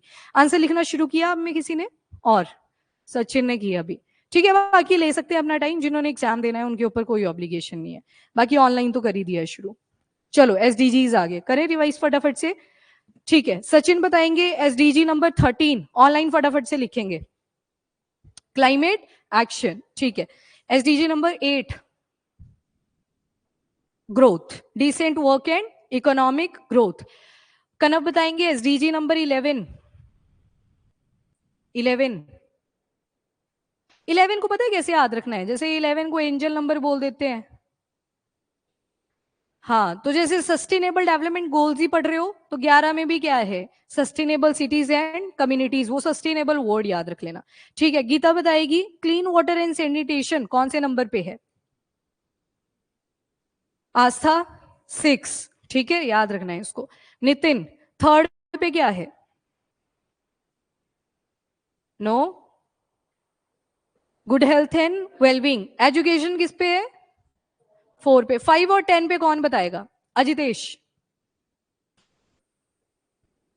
ठीक है, रिड्यूस करनी है इनइक्वालिटीज। ठीक है, यहाँ पे हर तरह की इनइक्वालिटी हो, वेल्थ वाली हो, जैसी मर्जी हो। ठीक है, वेरी गुड ऑनलाइन। ठीक है, कौन कौन से बचे और? ठीक है जी। 7 पे क्या है शरणवीर? 7, यस ऑनलाइन। ठीक है, गुड, यस क्लीन एनर्जी की बात हुई थी। 9 पे ओपन एंडेड विशाली, शॉर्टकट में बता दो। आई आई था ना, याद है ना उतना, 3 into 3, infrastructure, innovation and industry, तो 3 आए थे वहां पे। ठीक है, 12 पे क्या था?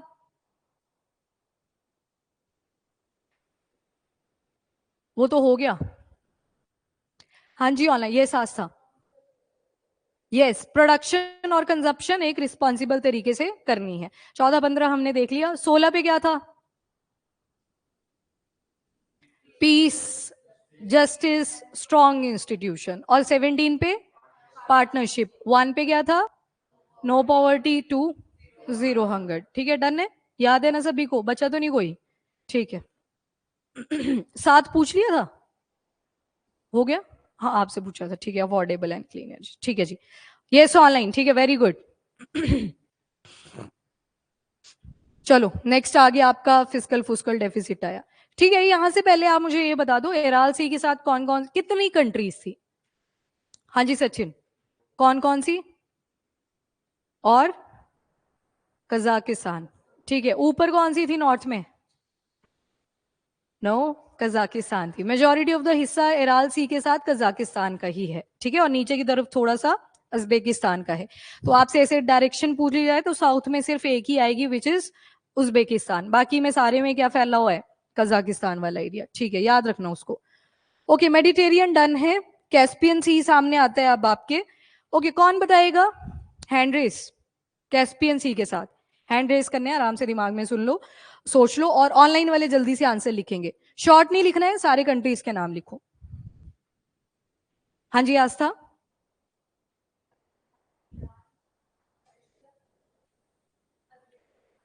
No, Azerbaijan. आपने किरत के साथ किया था, पर आप सभी क्रेट के साथ ही याद करोगे, वो डायरेक्शन के साथ बताया हुआ है मैंने। कंट्री नहीं आएगी डायरेक्ट, वो इजी वाली कैटेगरी आएगी। ठीक है, तो क्रेट बताओ मुझे, डायरेक्शन में कौन बताएगा? अब करो ट्राई, आस्था ही करेगी दोबारा से, क्रेट के साथ करो, वो डायरेक्शनल है। रशिया, ए, अजरबैजान, ईरान, तुर्कमेनिस्तान। ठीक है, तो आप डायरेक्शन में ही याद रखोगे। ये देखो, इस तरफ को है ये वाला। ठीक है, तो सांप की तरह बन रखा है ये देखो पूरा, क्योंकि डायरेक्शनल क्वेश्चन ज्यादा आ रहे हैं आज के टाइम पे। आपके प्रैक्टिस, आपने अगर करंट अफेयर का टेस्ट लगाया तो उसमें डायरेक्शन वाले डाले थे। सरप्राइज होता है वो कि इंपॉर्टेंट है डायरेक्शन। चलिए जी नेक्स्ट, यस ऑनलाइन। ठीक है, और जैसे हमने उस दिन वो करी थी प्राइम मेरिडियन वाली, याद है आपको? तो कंट्रीज याद रखने के लिए ट्रिक आपने यूज कर लिया, पर आपको पता वो डायरेक्शन में ही होना चाहिए। ठीक है, चलिए जी, तो हमने फिस्कल डेफिसिट को लेके पूछा था। तो अगर मैं बोलूं फिस्कल डेफिसिट होता है टोटल एक्सपेंडिचर, उसमें से मैंने सब्सट्रैक्शन कर दी टोटल रिसीट की, क्या वो ठीक है? यस, एक्सेप्शन क्या थी? बोरोइंग। तो जब भी आप फिस्कल डेफिसिट कैलकुलेट करते हो तो उससे आपको किस चीज का पता लगता है कि कितनी बोरोइंग है अभी तक पेंडिंग है जो पड़ी हुई। तो आपने यहाँ पे छोटी छोटी डेफिनेशंस ध्यान में रखनी थी। उसके बाद रेवेन्यू डिफिसिट में क्या था? एक्सपेंडिचर रेवेन्यू, और रेवेन्यू रिसीट को माइनस कर दिया था। तो इससे क्या पता चल जाता है हमें कि गवर्नमेंट ने बोरोइंग करी है, ना सिर्फ इन्वेस्टमेंट के लिए, पर जो डे टू डे एक्सपेंसेस हैं वो भी देने पड़े थे। बाकी आई थिंक वो नहीं है अब पढ़ने की जरूरत। टैक्स था, नॉन टैक्स था, ये कमाई दे रहा था सरकारों को, टैक्स सभी दे रहे हैं जो भी सैलरी के ऊपर परसेंटेज लगी होती है। नॉन टैक्स में क्या क्या चीजें थी? पेनल्टी आ गई, चलान थोड़ी सारे दे रहे हैं, जो गलती करेगा उसको लगे, कई बार बिना गलती के भी लगता है, फिर पैक में जाके लो। तुमने दी है कभी रिश्वत? चलो ठीक है।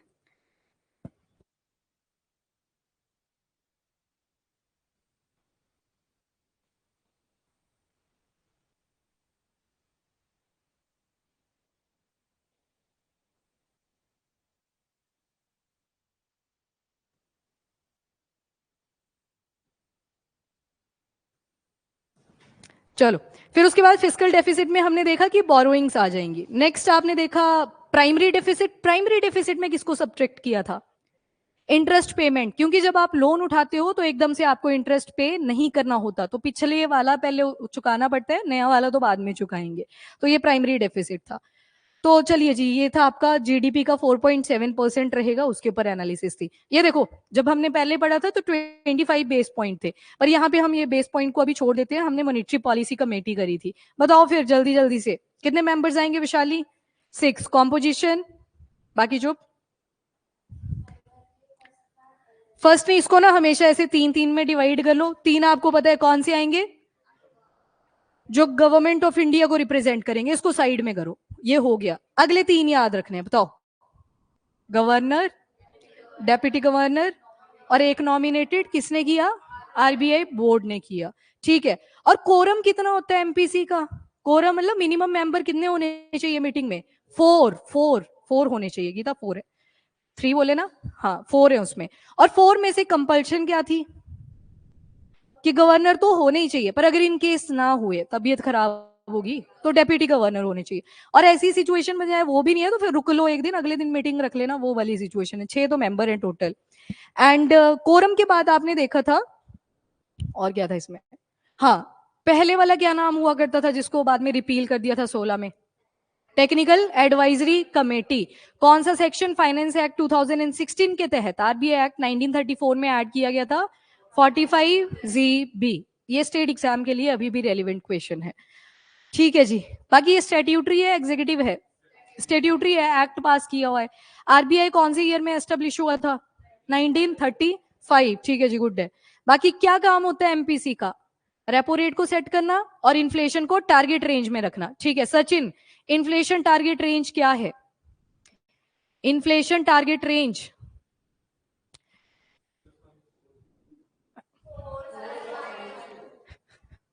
4 ± 2%, ठीक है, मतलब 2% मिनिमम, 6% मैक्सिमम, तो इसके बीच में सेटअप करना होता है, ठीक है। 4 ± 2%, ठीक है जी।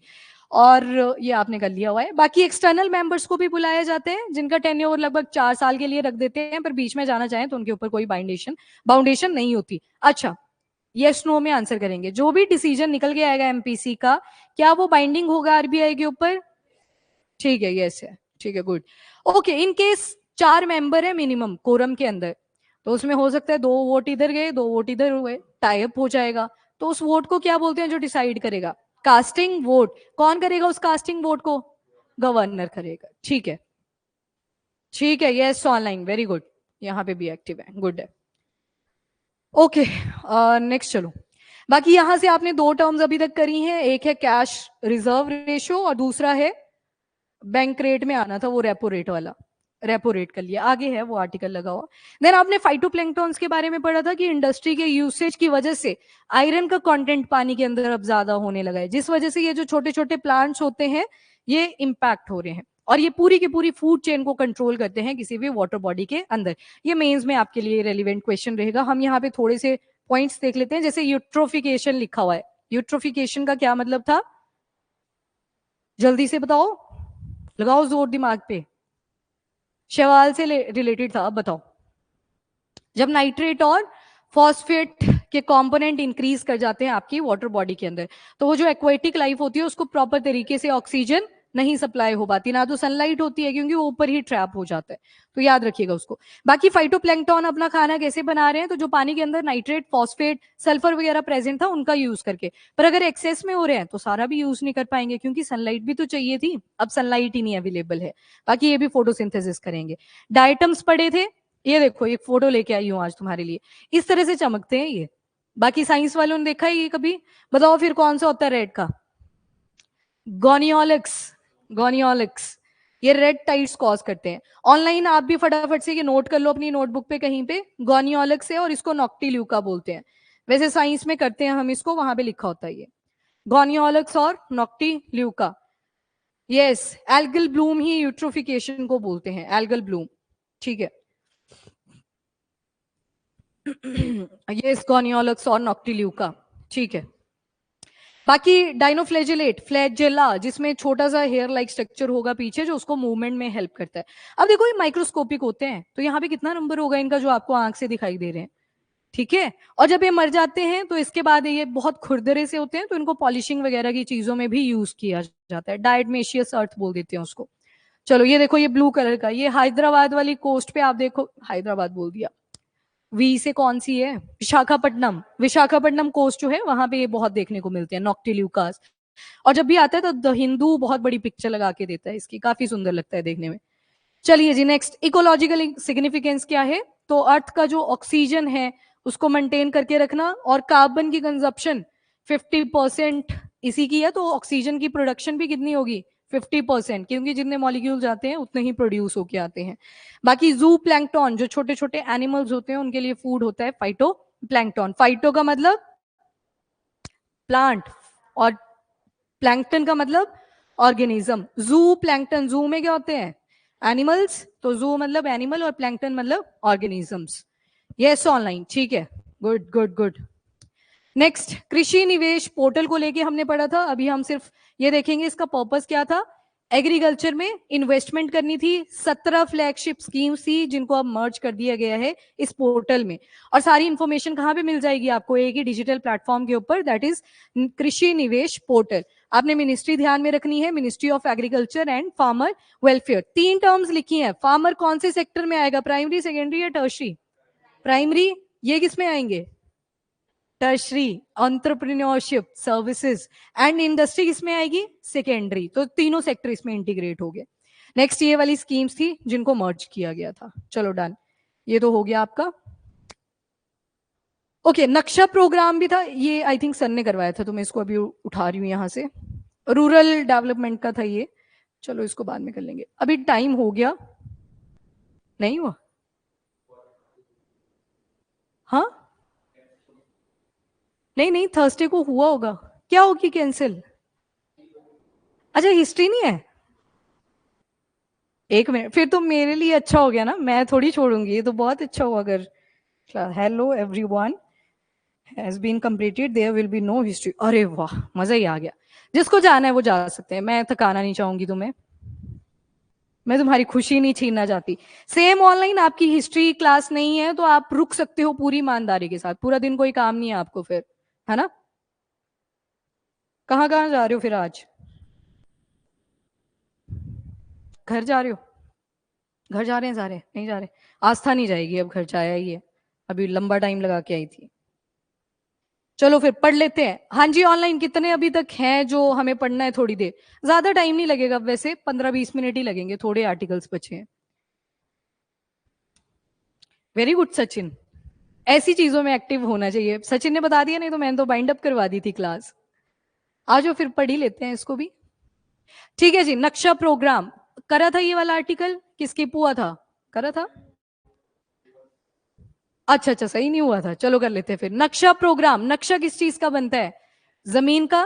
तो यहाँ पे क्या किया जाएगा, जितनी भी जमीन है टाउन विलेजेस की, कुछ कंडीशन लगा दी है कि कितना स्क्वायर फीट का एरिया होना चाहिए और आपकी कितनी पॉपुलेशन वहां पे होनी चाहिए, जिनका ये सर्वे करा जाएगा। जियो स्पेटियल सर्वे किया जाएगा, यानी कि ड्रोन्स का यूज करेंगे, उससे फिर सर्वे करेंगे। ठीक है, जियो स्पेटियल सारी डायरेक्शन में। तो नक्शा प्रोग्राम शेड्यूल्स पे मैं आती हूँ, पर उससे पहले मिनिस्ट्री याद रखिएगा, मिनिस्ट्री ऑफ रूरल डेवलपमेंट। हाँ यस मनदीप, ठीक है, रुके हैं अभी यहाँ पे भी स्टूडेंट, तुम भी बैठ जाओ 2 मिनट, आधे घंटे की बात है, आधे घंटे की भी नहीं है, 20 मिनट की बात है। तो 2 जून 2025 से ये सर्वे शुरू कर दिया गया है। इसके अलावा नक्शा, इसकी अपने में ही एक फुल फॉर्म है। नक्शा का जो NA है वो नेशनल रिप्रेजेंट कर रहा है। आगे लिखा है जियोस्पेटियल, जियोस्पेटियल समझ गए ना, 3D स्ट्रक्चर में आप किसी चीज को एनालाइज करने वाले हो। एंड देन के से आ गया knowledge based land survey of urban habitation, यानी कि अर्बन एरियाज को फोकस किया गया है, ताकि मॉडर्नाइजेशन प्रोग्राम जितनी भी स्कीम चली है उसके तहत ये सारा कवर अप किया जा सके। और मिनिस्ट्री कौन सी आएगी, तो रूरल डेवलपमेंट। सिटीज में कौन सा क्राइटेरिया मीटअप होना चाहिए? एरिया एक तो उसका 35 स्क्वायर किलोमीटर से कम होना चाहिए और पॉपुलेशन उसकी 2 लाख से कम की होनी चाहिए, वो वाले यहाँ पे एरियाज इंक्लूड करे जाएंगे जो टाउन्स और सिटीज होंगी। एंड ये पायलट बेसिस पे होगा 1 साल के लिए। हाँ जी मुस्कान, पायलट का मतलब यहाँ पे, रुको, अभी मुस्कान की टर्न थी, ये सोच रही थी, अभी प्रोसेसिंग चल रहा था, पर तब तक यहाँ पे टेस्टिंग हो चुकी है। पायलट मतलब टेस्टिंग बेसिस पे आप अभी देख रहे हो कि कैसे चलेगा ये प्रोजेक्ट, तो थोड़े थोड़े एरियाज में, चंक्स में इस काम को किया जाएगा। और जो सर्वे है ये देखो, टेक्निकल पार्टनर फॉर नक्शा प्रोग्राम, यानी कि जितनी भी टेक्नोलॉजी है उस सबका भी यूज करा जाएगा फॉर द पर्पज ऑफ सर्वे। पहले तो रस्सियों का यूज करते थे किसी भी जमीन को मापने के लिए, फिर स्केल्स आनी लगी तो स्केल्स की मेजरमेंट करी, फिर इंची टेप आगे, वो थोड़े फ्लेक्सिबल थे। अब देखोगे तो टेक्नोलॉजी चली हुई है, इंची टेप देखा हुआ है, ऐसे सर्कल सा होता है, उसमें बड़ी लंबी रील लगी होती है आगे तक। बचपन में देखा है वो, एक और आता था मेटल वाला जो फ्लेक्सिबल, हाँ ऊपर तक चला जाता था और छूटता था तो खून भी निकलते थे उससे, मेटल की होती थी प्रॉपर। चलो ठीक है, ऑब्जेक्टिव्स क्या है तो आई थिंक आपको क्लियर है, ताकि एक्यूरेट सर्वे किया जा सके किसी भी जमीन का। अब यहाँ पे एक शेड्यूल याद रखिएगा, विच इज शेड्यूल नंबर 9। हाँ जी अजितेश, शेड्यूल नंबर 9 के अंदर क्या मेंशन है? ठीक है, ये लैंड रिफॉर्म से रिलेटेड था। एक टाइम था जब ये जमींदारी सिस्टम हुआ करता था, फोर्स लेबर हुआ करती थी, तो ऐसा आज के टाइम पे ना हो तो अब नहीं होता। पहले की मूवीज अगर आपने देखी हो, क्या होती थी, सेम सी स्टोरी होती थी। कौन सी जनरेशन है, अमिताभ बच्चन वगैरह की जब यूथ वाली जनरेशन थी, उसकी मूवीज की बात कर रही हूँ। फोर्स लेबर को सबसे ज्यादा दिखाया जाता था। एक लाला हुआ करता था गांव में, सारे उसी से उधार लेते थे। एंड में इंटरेस्ट रेट कितना लगाया होता था, जितना RBI नहीं लगाती है आज के टाइम पे, मतलब MPC के जरिए भी उतना डिसाइड नहीं किया गया होता, कि अगर ये नहीं किया घर भी बेचना पड़ेगा, अपनी बहू भी देनी पड़ेगी, और जो गहने हैं वो भी गिरवी रखने पड़े, सब कुछ ही लूट लेते थे वो लाले, यही करते थे ना। तो फोर्स लेबर, तो उन्हीं से बचाने के लिए बहुत अच्छे शेड्यूल ब्यूटीफुली यहाँ पे रेडी करे गए थे, जिसमें से एक था शेड्यूल नंबर 9। तो इसको याद कैसे रखोगे?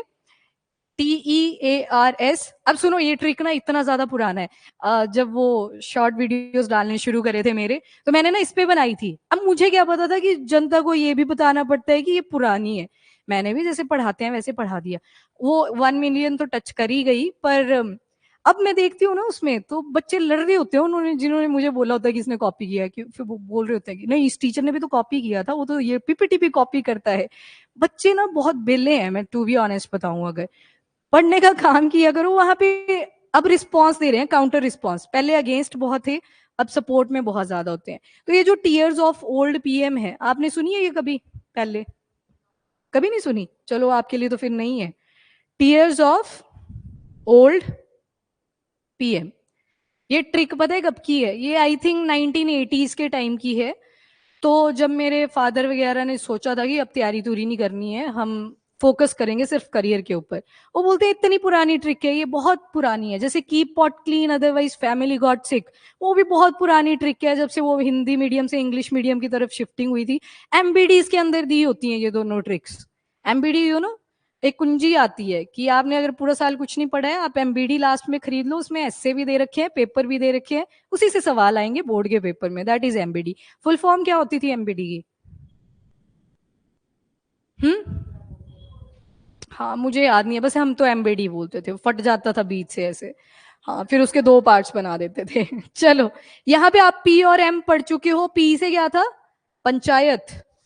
और एम से थी म्यूनिसिपैलिटी। ये पंचायत ऐड हुई थी 73rd कॉन्स्टिट्यूशनल अमेंडमेंट एक्ट के साथ, और म्यूनिसिपैलिटी 74th।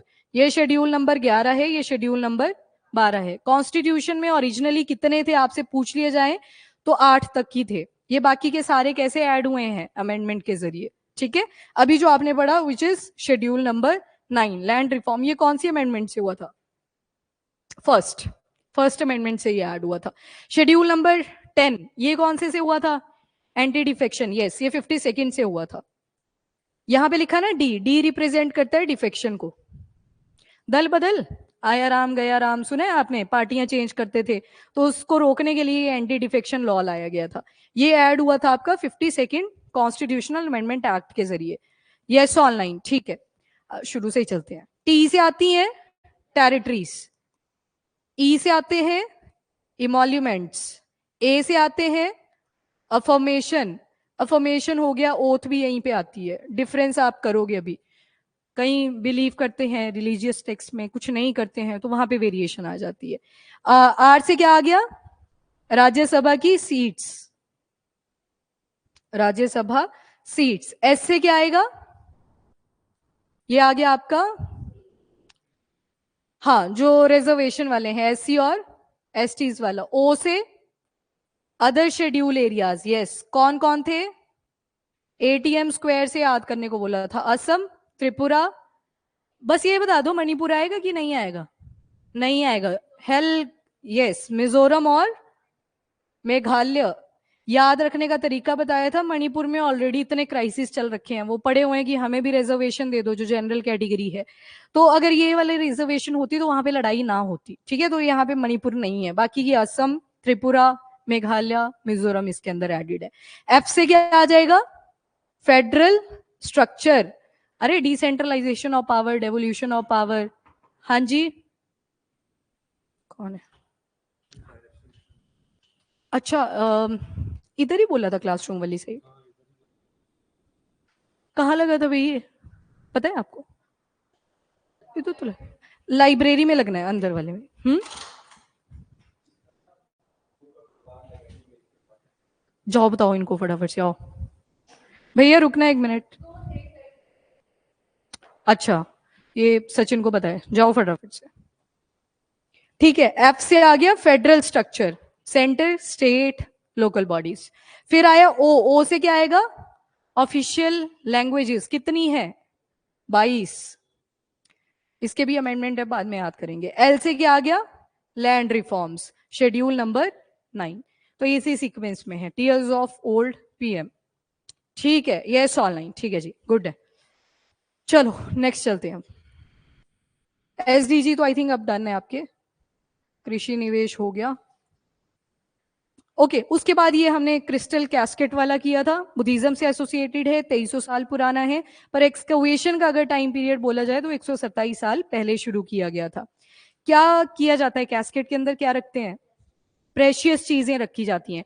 अब जो ऐश थी बुद्धा जी की, बोन्स थी, वो भी एक तरह से प्रेशियस चीजें ही थी। अब जैसे एक्सकवेशन की स्टोरी देखें तो एक विलियम क्लैक्सटन पैपे थे, 1898 में इन्होंने जो बिरदपुर एस्टेट, वहां पे एक टीला बना हुआ था, उसकी एक्सकवेशन शुरू करी थी, और यहां से इनको बुद्धा जी के एशेस और बोन्स मिले थे। उस टाइम पे जो वाइसरॉय ऑफ इंडिया था वो था लॉर्ड एल्गिन टू। इसने क्या किया, वो गिफ्ट में दे दिए थे साइमीज किंग रामा 5। सियाम जो राज्य हुआ करता था, ये कौन सा राज्य था, थाईलैंड वाला, तो उनको गिफ्ट में दे दिए थे। और जो बर्तन सा था वो कहां पे रख लिया था, इंडिया के म्यूजियम, कौन से म्यूजियम में, imperial museum which is located in Kolkata. तो ये अभी क्रिस्टल वाला जो कैस्केट है, इसको भी कहाँ लेके जाएंगे, कोलकाता, मतलब ले गए, अब तो प्रिजर्वेशन हो चुकी है। तो ये स्टोरी थी इसकी। बाकी साक्य क्लैन याद है, बचपन का नाम क्या था बुद्धा जी का, सिद्धार्थ। बचपन नहीं मतलब 29 साल की उम्र तक का सिद्धार्थ ही था, ठीक है। और जिस दिन उन्होंने अपना घर छोड़ा था, क्या फेज बोलते हैं उसे, 4-5 वर्ड्स पढ़े होंगे आपने, बताओ फिर। महा, काफी नजदीक हो, महाभिनिश क्रमणा, ठीक है, ऐसे जैसे था कर्मा था या क्रमणा था, देख लेना उसको। बाकी सुकीर्ति ब्रदर्स ने ये डोनेट किया था, उनके जो वाइफ्स थी, बच्चे थे, वो सारे थे, ठीक है। ये स्टोरी आप ध्यान में रखेंगे। और उसके बाद हमने चाइना का जिंगोहू फ्यूजन फीजन पावर प्लांट के बारे में पढ़ा था, ठीक है जी। न्यूक्लियर फ्यूजन में क्या होता है, कनव, जल्दी से, और ऑनलाइन वाले जल्दी से आंसर, फ्यूजन में क्या किया जाता है, बस बेसिक सा डिफरेंस बताओ। एलिमेंट्स नहीं, मतलब क्या है फ्यूजन, ठीक है। आइसोटोप छोड़ो, मीनिंग्स बताओ दोनों के। फ्यूजन, फ्यूजन में तोड़ दिया, फ्यूजन में क्या करेंगे, जोड़ेंगे। और प्रोड्यूस क्या होगा दोनों केसेस में, एनर्जी, न्यूट्रॉन आएगा। बस ये बताओ आप कि फ्यूजन के केस में न्यूट्रॉन अच्छा बनता है या एनर्जी अच्छी बनती है, न्यूट्रॉन अच्छा बनता है। तो चाइना ने वही वाला फॉर्मूला, एनर्जी जनरेट तो बहुत ज्यादा होती है न्यूक्लियर फ्यूजन से, पर वो हमसे कंट्रोल तक नहीं होती, इस वजह से थोड़ा सा ही यूज करना पड़ेगा, ये समझ रहे हो। तो इसलिए न्यूट्रॉन रिच कौन सी है, आपकी न्यूक्लियर फ्यूजन, जिसमें ड्यूटीरियम और ट्रिटियम का यूज करेंगे, ये दोनों फ्यूज करेंगे, हीलियम बनेगा। ये वाला न्यूट्रॉन यूज करेंगे न्यूक्लियर फीजन के लिए, मतलब यहाँ पे जो न्यूट्रॉन होगा वो कहाँ से आया, वो जो न्यूक्लियर फ्यूजन का बना, ये चाइना का है। ये बेसिक प्रिंसिपल है, पर चाइना ऐसे यूज करने वाला है। और इसको बॉम्बार्ड करवाएंगे, जैसे ही बॉम्बार्ड करवाएंगे तो क्या निकल के आएंगे, 3 न्यूट्रॉन। पर अपने को ये न्यूट्रॉन नहीं चाहिए, इनको हम सस्पेंड करवा देंगे, हमें यहां से क्या चाहिए, सिर्फ एनर्जी चाहिए, सिर्फ पावर चाहिए, ठीक है। तो पावर रिच कौन सी रिएक्शन है, न्यूक्लियर फ्यूजन। न्यूट्रॉन रिच कौन है, तो न्यूक्लियर फ्यूजन। यहाँ पे क्वांटिटी की बात नहीं करी गई है, न्यूक्लियर फ्यूजन से इतनी ज्यादा एनर्जी जनरेट होती है। मैंने साउथ कोरिया का एग्जांपल दिया था आपको, उन्होंने जब अपना टोकामैक बनाया था न्यूक्लियर फ्यूजन वाला, 48 सेकंड्स के लिए उन्होंने सन से भी ज्यादा टेम्परेचर वहां पे जनरेट कर दिया था। तो आप इमेजिन कर सकते हो कितना कम यूज करना पड़ता है। यहाँ पे बस न्यूट्रॉन जनरेट करने के लिए इसका यूज करेंगे। बाकी क्यू फैक्टर पढ़ा था आपने, इसका क्या मतलब होता है, प्रोड्यूस बाय कंज्यूम, कितनी प्रोड्यूस हुई कितनी कंज्यूम। और चाइना ने बोला जब हम अपनी 100 मेगावाट की एनर्जी इस फ्यूजन फीजन पावर प्लांट से बनाएंगे तो हम इस क्यू फैक्टर को 30 से ऊपर लेके जाएंगे, ठीक है। तो एक्सपेरिमेंट बेसिस पे है, 2030 तक ये फंक्शनिंग में आ जाएगा। बाकी ड्यूटीरियम ट्रिटियम आपको पता है, यूरेनियम का एटॉमिक नंबर 92, थोरियम का क्या था 90, और प्लूटोनियम का क्या था 94, एक एक गैप है दोनों के बीच में, ठीक है। ओके, फ्यूल सप्लाई, बाकी ये रेडियो एक्टिव वेस्ट को कम करेगा, क्योंकि न्यूट्रॉन बहुत अच्छी क्वालिटी का है, तो जितना भी फ्यूल होगा सारा बर्न कर जाएगा। नेक्स्ट, इंडिया के अंदर हमने न्यूक्लियर पावर प्लांट पढ़े थे, तो फटाफट से आंसर करेंगे, मैं पूछती चलूंगी। अगर आपसे काकरा पार न्यूक्लियर पावर प्लांट पूछ लिया जाए, लोकेशन क्या आएगी, गुजरात, खाकरा से याद रखा था।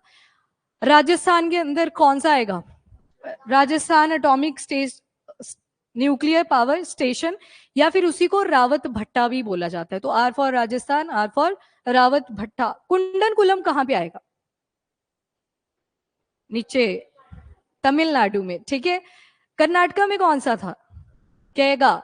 मद्रास वाला कहाँ आएगा, तमिलनाडु। वो दोनों कहाँ पे आ गए, तमिलनाडु। कुंडनकुलम में रशिया की भी काफी इन्वेस्टमेंट है, ओके। उसके अलावा कौन सा बचा, नरोरा कहाँ पे है, यूपी उत्तर प्रदेश, ठीक है। महाराष्ट्र में तारापुर, वेरी गुड। चलो, अच्छा यहाँ पे निकली हुई थी पिक्चर मैं सोचू बड़े जल्दी बोला, याद था मुस्कान, याद था, चलो फिर ठीक। हाँ वो तारा वाली स्टोरी थी, ठीक है, गुड है गुड है, ठीक है। चलिए जी, फिर ब्रिक्स पार्लियामेंट्री फोरम को लेके बोला था, समिट नहीं है ये, समिट बड़ी मीटिंग होती है, फॉर्मल मीटिंग होती है, ये कैसी थी, इनफॉर्मल थी, बस आ जाएंगे ऑफिशियल शेरपा वो सारे आए होते हैं, नोट करते रहते हैं कि क्या क्या चल रहा है। और सेम आपने G7 के केस में पढ़ा, वहां पे भी हमारे ऑफिशियल जाते हैं, हो सकता है प्राइम मिनिस्टर, चलो कंफ्यूज हो जाओगे। ब्रिक्स पे आते हैं, ब्रिक्स फुल फॉर्म से ही पता चल जाएगा। 2001 में ये कॉन्सेप्ट किसने दिया था, जिम ओनिल ने, ठीक है। और उस टाइम पे कितनी कंट्रीज थी, 4 ब्रिक। साउथ अफ्रीका कौन से ईयर में ऐड हुआ, 2010 में, फिर 11 की मीटिंग साउथ अफ्रीका में ही हुई थी, ठीक है, गुड है। अब पार्लियामेंट्री फोरम का जो समिट था 11th वाला, ये कहां पे हुआ था, ब्राजील में हुआ था। 12th वाला कहां होगा, इंडिया, अगले साल वाला हमारी कंट्री के अंदर होगा। Parliamentary forum, informal meeting. उसके अलावा 16th, अब समिट लिखा है, सबमिट की बात है तो बहुत इंपॉर्टेंट है, बाउंडेशन है कि जो बोला हुआ है उसी तरीके से आपने उसको एक्सेप्ट करना है। तो यहाँ पे 16 समिट काजन में हुआ था, ये यूपीएससी ने पूछ लिया। 17th रियो डी जेनेरियो में हुआ, ब्राजील में हुआ।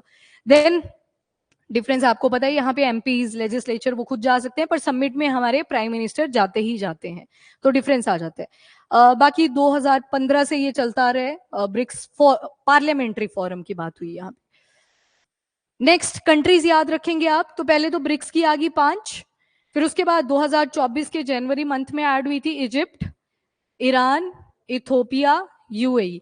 फिर उसके बाद जनवरी 2025 में कौन ऐड हुआ, इंडोनेशिया, ठीक है। अर्जेंटीना को भी बोला था, उन्होंने मना कर दी थी।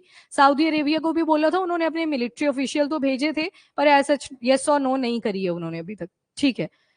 ओके, नेक्स्ट बस लास्ट ही है, एक्सियोम 4 मिशन के बारे में आपने पढ़ा, क्या है इसकी खास बात, ह्यूमन स्पेस फ्लाइट है, और लोकेशन कहां से इसको करा जाएगा, Kennedy space centre, NASA, NASA का है, space x private company, commercialisation के ऊपर ज्यादा फोकस किया जा रहा है। क्रू मेंबर्स के लिए स्पेसक्राफ्ट कौन सा यूज हुआ है, ड्रैगन, और रॉकेट कौन सी है, फैल्कन 9। और आपने अगर द इंडियन एक्सप्रेस के एक्सप्लेनर सेक्शन पे देखा होगा तो उसका फ्लो बताया हुआ था कि कैसे कैसे जाएगा, कि फैल्कन 9 ऐसे होगा, फैल्कन 9 इसके ऊपर वो स्पेसक्राफ्ट लगा होगा ड्रैगन, ये ड्रैगन को एक सर्टेन हाइट पे छोड़ देगा, और जो फैल्कन 9 है वो वापस से अपने लोकेशन पे आ जाएगा, रीयूजेबल फैल्कन 9। अभी लीकेज हुई है इसमें लिक्विड ऑक्सीजन की, तो डेट नहीं है मेंशन कि कब तक इसको लॉन्च किया जाएगा। बाकी हंगरी के हैं, पोलैंड के हैं, इंडिया और यूएस, ये 4 क्रू मेन मेंबर हैं। 18 मेंबर्स को हमने इंडिया की तरफ से रेडी किया हुआ था, ठीक है। नेक्स्ट आ जाओ, हाँ जी मुस्कान, फटाफट से प्राइम मेरिडियन के ऊपर कौन कौन सी कंट्रीज आएंगी।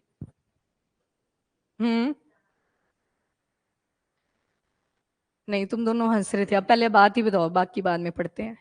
अब ये ना मतलब कॉलेज वाली हरकत होती है, कॉलेज में ही अच्छी लगती है, कोचिंग में तुम्हें पढ़ना ही पड़ेगा, यहाँ पे टीचर तुम्हें बाहर भी निकाल देगा, तुम घर पे भी क्या बोलोगे कि बाहर क्यों निकाला, है ना। वो तो बोलेंगे कि तुम्हें तो पढ़ने के लिए भेजा है, क्योंकि ये तो कोचिंग इंस्टीट्यूशन है। फिर बोलते हो कोचिंग में टीचर नहीं पढ़ाते अच्छे से, टीचर पढ़ाते हैं, कई बार हमारा ही कैजुअल बिहेवियर हो जाता है ना, ये नहीं करना होता, बाकी भी डिस्ट्रैक्ट होते हैं। चलो फटाफट से कंट्रीज बताओ। यूके हो गया, फ्रांस भी हो गया, शरणवीर, नहीं, कौन बताएगा, हाँ ठीक है, बुर्किना फासो, गुड। तुम बैग साफ करो, प्राइम मेरिडियन की कंट्रीज याद करो, आई याद, टी फॉर टोगो, यू से यूके, एम से माली, बी से बुर्किना फासो, ए से अल्जीरिया, जी से घाना, एस से स्पेन, एफ से फ्रांस। 3 यूरोपियन कंट्रीज आ गई ऊपर वाली, यूके ऊपर आएगा, फिर फ्रांस आएगा, फिर स्पेन आएगा। इन दोनों के बीच में एक बे ऑफ बिस्के भी बोला था याद करने को। ये देखो, ये ग्रीन कलर की फ्रांस है, येलो कलर वाला स्पेन है, ये वाली जो खाड़ी बनती है this is Bay of Biscay. Punjab के पेपर में आता है ये वाला क्वेश्चन, बॉस्पोरस स्ट्रेट वाला आ रखा है, ठीक है। नेक्स्ट आपके अफ्रीकन यूनियन में तो सबसे ऊपर आती है अल्जीरिया, मैली मूली करके पढ़ते हो आप, जब कॉन्टिनेंट्स करते हो तो याद रह जाएगा, ऊपर अल्जीरिया है, फिर माली आया था, फिर बुर्किना फासो, फिर पहले एंटर कर जाएगी टोगो में, देन घाना, और फिर बाहर चली जाएगी, और एंटार्क्टिका वाला जो कॉन्टिनेंट है वो कॉन्टिनेंट है, कंट्री नहीं बोली, तो उसके थ्रू नीचे की तरफ चली जाएगी, that is the prime meridian. हाँ जी, सिटी कौन सी थी यूके में? हाँ हाँ, नहीं, कौन सी थी? ग्रीनविच, ग्रीनविच सिटी, ठीक है। चलो जी, एक्सियम 4 के ऊपर वापस आते हैं। तो इंटरनेशनल स्पेस स्टेशन जो है वहीं पे इन सभी को भेजा जाएगा। कितने दिन के लिए है ये ट्रिप?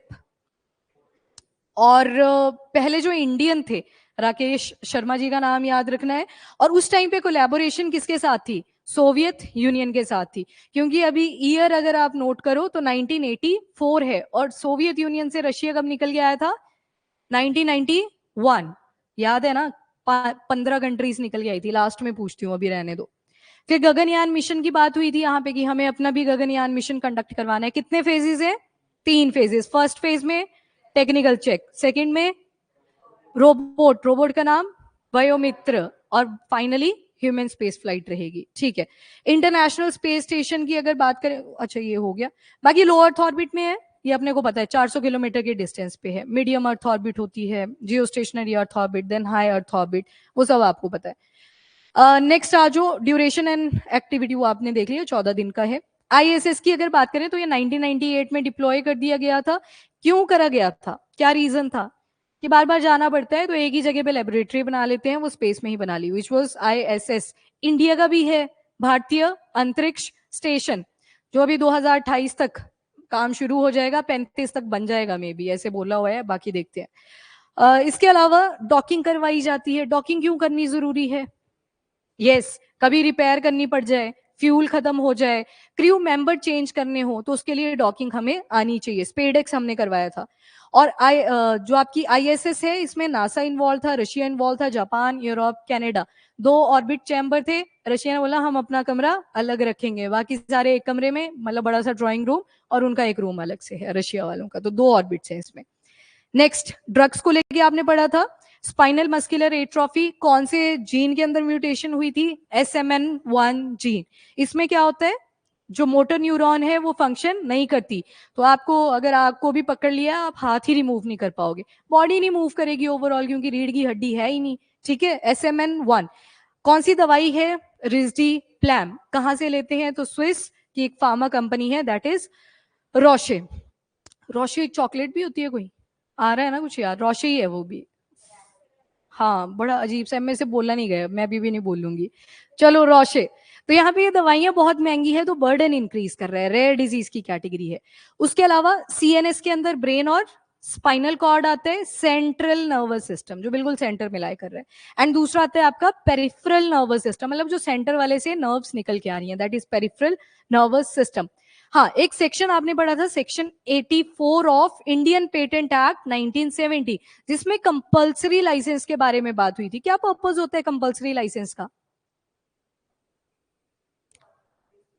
हाँ, गवर्नमेंट से अर्ज करी जाती है कि आप ये लाइसेंस किसी अपनी कंट्री के फार्मा कंपनी को दे दो, और फॉर्मूला परचेज कर लो फ्रॉम द फॉरेन कंट्री जहां पे वो दवाई बनाई जा रही है, क्योंकि हमें महंगी पड़ रही है, ताकि उसकी कॉस्ट कटिंग करी जा सके। तो जो दूसरा पेशेंट था यहाँ पे, ये देखो, एक पॉलिसी भी थी, national policy for rare disease 2021, जिसके तहत 1000 रेयर डिजीज वाले पेशेंट को इकट्ठा किया गया, जिसमें से सेवा भी थी, जिसको ये स्पाइनल मस्कुलर एट्रोफी हो रखी थी, और इन्हें 50 लाख रुपए की असिस्टेंस दी गई। पर खर्चा जब हमने देखा तो वो 80 लाख टच कर रहा था, ठीक है। और दूसरी आपने यहाँ पे सिस्टिक फाइब्रोसिस देखी थी, इसमें जो दवाई लगती है वो है ट्राई कैफ्टा। ट्राई कैफ्टा अप्रूव्ड है US food and drug administration के द्वारा।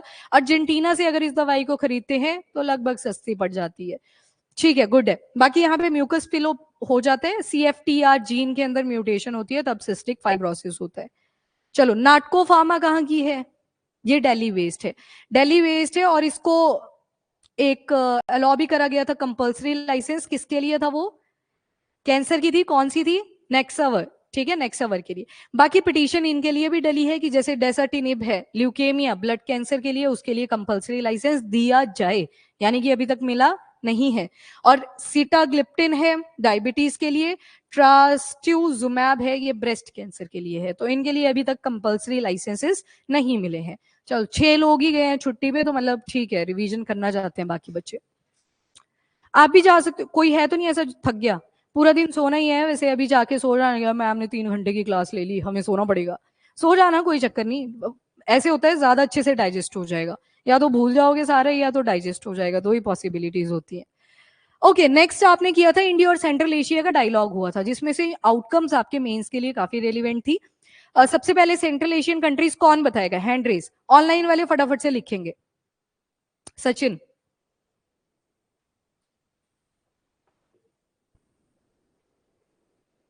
तुर्कमेनिस्तान, ठीक है, तो आई थिंक 5 कंट्रीज अब डन है सभी की, ऑनलाइन में भी लिखेंगे जल्दी से।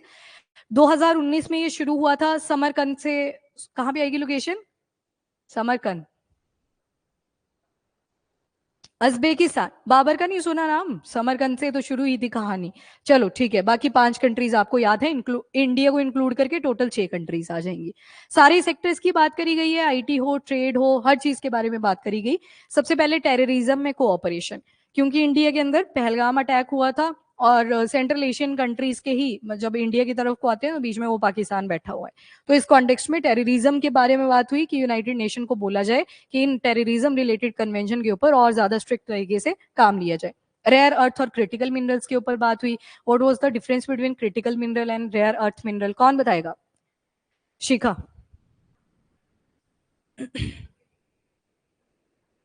हमारे पास अवेलेबल नहीं है और प्लस हमें खरीदने पड़ेंगे वो, ठीक है। तो क्रिटिकल मिनरल में इकोनॉमिक इंपॉर्टेंस भी है और सप्लाई का रिस्क भी है। जैसे चाइना और जापान का एग्जांपल दिया था, किसी ने यहाँ से रिमाइंडर दिया था ऑनलाइन में कि जापान को क्रिटिकल मिनरल कहाँ से खरीदने पड़ते हैं, चाइना से, पर जब चाइना देखता है जापान तो ग्रो कर रहा है, वो सप्लाई रोक देता है, खत्म। तो क्रिटिकल मिनरल जरूरी भी है, अपने पास है भी नहीं, और खरीदने भी पड़ेंगे, तो सप्लाई का भी रिस्क रहता है। और रेयर अर्थ मिनरल, ये कौन सा कॉम्पोनेंट था, कौन सा कंपाउंड था ये, एक नाम था इसका बताओ, मोनाजाइट था ये। इसी के अंदर सीरियम है, लेंथेनम है, न्यूडेनियम है, थोरियम है, फॉस्फेट है, सिलिकेट है। अब इसमें से मुझे थोरियम निकालना है, कितनी सारी प्रोसेसेस लगेंगी, तब जाके इस ओर से हम क्या निकाल पाएंगे, एक मिनरल निकाल पाएंगे। तो रेयर का मतलब ये नहीं है कि कम है, पर उनकी एक्सट्रैक्शन टफ है, इस वजह से वो रेयर बन जाते हैं। बाकी टोटल रेयर अर्थ मिनरल कितने थे, 17 थे।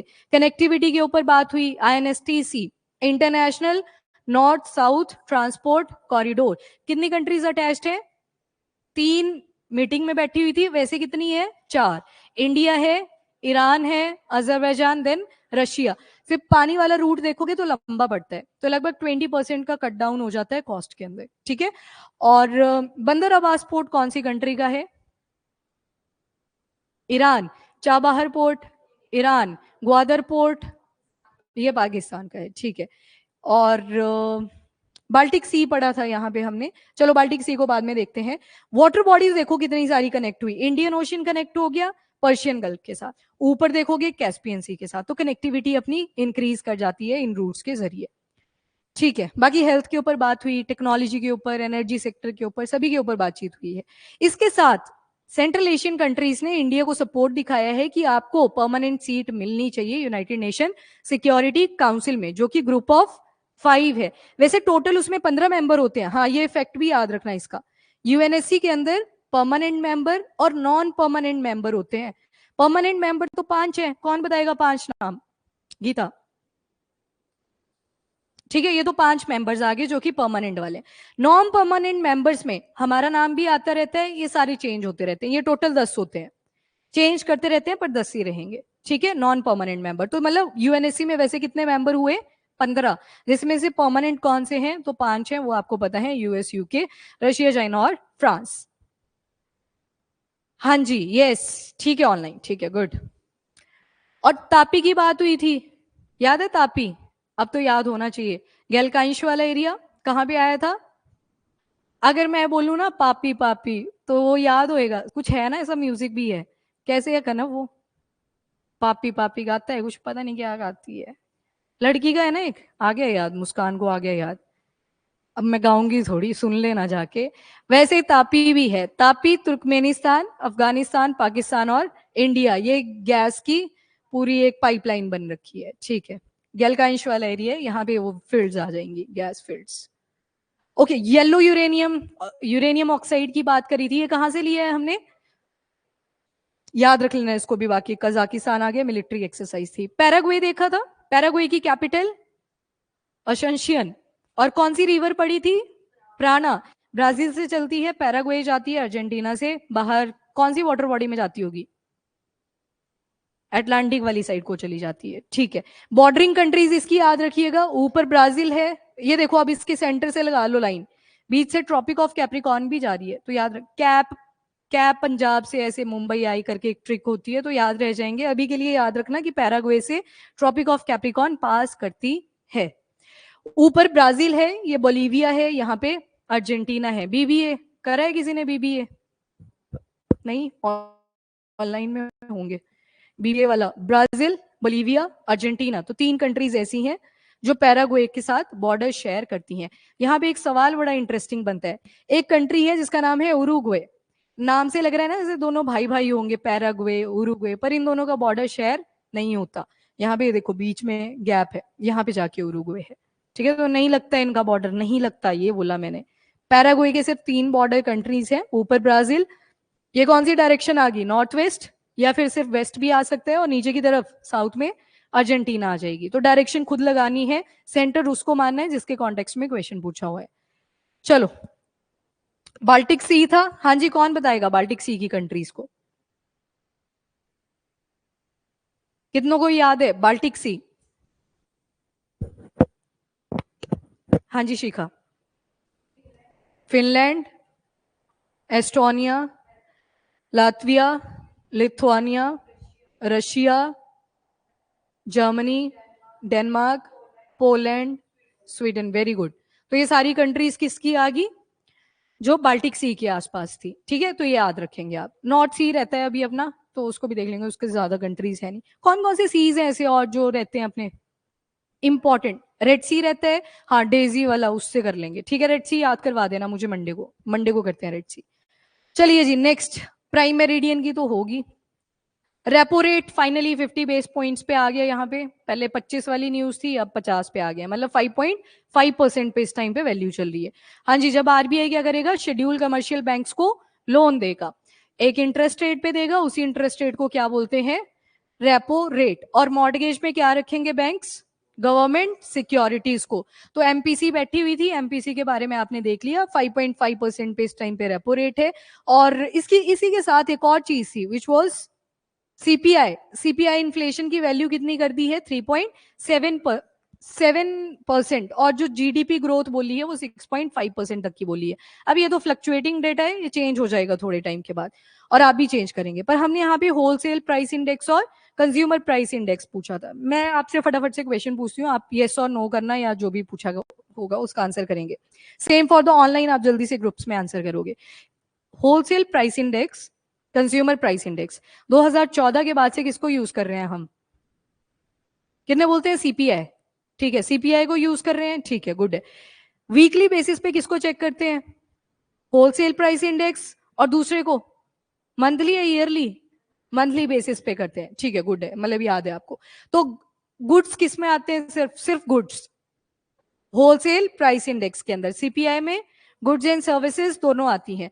कितनी प्रोडक्ट्स हैं होलसेल प्राइस इंडेक्स के अंदर, टोटल, कैटेगरी नहीं बोली, 697, 6 और 7 वो लिखा हुआ था, उसमें कंफ्यूजन हुआ था, 697 है, और सीपीआई के अंदर 614 के आसपास है। तो ये कमोडिटीज टोटल है। बाकी कैटेगरीज अगर देखोगे तो डब्ल्यूपीआई में कितनी है, 3 कैटेगरीज बना के रखी हुई है, और सीपीआई में 8 कैटेगरीज बनाई है, फिर उसके अंदर आइटम्स है। जैसे ये देखो, अगर पूछा जाए फ्यूल, तो इलेक्ट्रिसिटी, कोल, एनर्जी, वो सारा किसमें आ जाएगा, फ्यूल वाले सेक्शन में आ जाएगा। तो 3 कैटेगरीज हैं, ये देखो, primary article, fuel and power, और मैन्युफैक्चर्ड गुड्स। बेस ईयर यहाँ पे फाइनेंशियल ईयर है, यानी कि 2011 से 12 तक, जबकि आगे कैलेंडर ईयर है, यानी कि 2012 सीपीआई के केस में। Ministry of commerce and industry कहाँ पे आएगी, होलसेल प्राइस इंडेक्स का डाटा देगी, कौन सा ऑफिस होगा, तो इकोनॉमिक एडवाइजर। और सीपीआई के केस में अगर देखोगे तो मॉस्पी आएगी, ministry of statistics and programme implementation, ठीक है। और कैश रिजर्व रेशो भी रिड्यूस करा, 100 बेसिस पॉइंट, कहां से आए, 4% से 3% पे, तो अभी 3% है। डाटा ये फ्लक्चुएट कर सकता है। अच्छा ये लाइन रहेगी थी, अकोमोडेटिव से न्यूट्रल अप्रोच अपनाई है इस बार आरबीआई ने। अकोमोडेटिव में क्या होता है, न्यूट्रल तो देखो नॉर्मल है, ना तो बैंक को ज्यादा लॉस हो ना तो कंज्यूमर्स को ज्यादा लॉस हो। अकोमोडेटिव में क्या किया जाता है, लालच पनपता है, मतलब हम चाहते हैं बैंक वाले कि ज्यादा से ज्यादा लोन दे देते हैं ताकि ज्यादा से ज्यादा इंटरेस्ट पेमेंट हो हमें वापस। That is the accommodative approach. Neutral में ऐसा नहीं सोचा जाता, न्यूट्रल में दोनों तरफ का सोचा जाता है। Okay now cash reserve ratio, ये देखो सीआरआर को इन्वेस्टमेंट में नहीं लगाया जा सकता, ना तो उसको उधारी में दिया जा सकता है। इवन अगर आरबीआई के पास पैसा नहीं बचा है तो वो बैंक के डिपॉजिट को यूज नहीं कर सकता उन्हें ही लोन देने में, ठीक है, तो उसको यूज नहीं किया जाएगा। बाकी डिफरेंस आई थिंक क्लियर है, अब 2-3 बार पढ़ लिया। कौन बताएगा कंटिजेंसी रिजर्व फंड के बारे में, कौन बताएगा, हैंड रेस करो ट्राई। विशाली।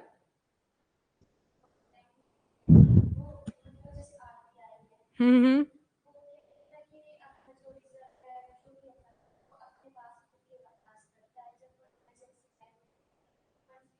हम्म।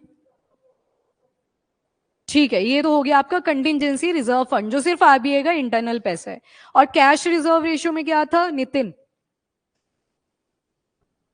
अब ना डिपॉजिट दे देते हैं कि ये रख लो तुम कि क्या पता हमसे खर्च हो जाए, तो डिपॉजिट रखा होता है। ठीक है, कौन सी कमेटी थी जिसने 5.5 टू 6.5%, विमल जलन कमेटी, सीआरआर की करी थी कि सीआरएफ की करी थी, कॉन्टिजेंसी रिजर्व फंड की करी थी, सीआरएफ की करी थी, ठीक है। बाकी आपने बैक्टीरियोफाज के बारे में देखा था कि एंटी माइक्रोबियल रेजिस्टेंस बढ़ रही है, दवाइयों का असर नहीं हो रहा है, तो उसके लिए किसको यूज करेंगे, ऐसे वायरसेस को जो बैक्टीरिया को खा जाता है। तो इसमें आपके ओवरऑल ये सारे फीचर थे। 2 मेथड देखे थे हमने, एक आइसोलेशन वाला था, दूसरा जेनेटिकली इंजीनियर्ड। आइसोलेशन में हम क्या करेंगे, देखेंगे कौन कौन से बैक्टीरिया को खा सकता है, छोड़ दिए उस इंसान के अंदर, वो खुद खाता रहेगा। जेनेटिकली इंजीनियर में हम क्या करेंगे, जो बैक्टीरियल स्टेन बच गई तो उस वायरस के अंदर चेंजेस करेंगे और चेंज करके फिर इंड्यूस करेंगे। तो एडवांस मेथड आ गया, लैब के अंदर हमने उनको मॉडिफाई कर दिया। G7 सबमिट किया था, G7 की कंट्रीज, पहले क्या होता था G6 ईयर, और कनाडा का बैड हुआ था अगले साल, और रशिया का बैड हुआ था 1997 में जाके, फिर G8 बना था, फिर 2014 में दोबारा से G7 बन गया था। G7 कंट्रीज कौन बता सकता है,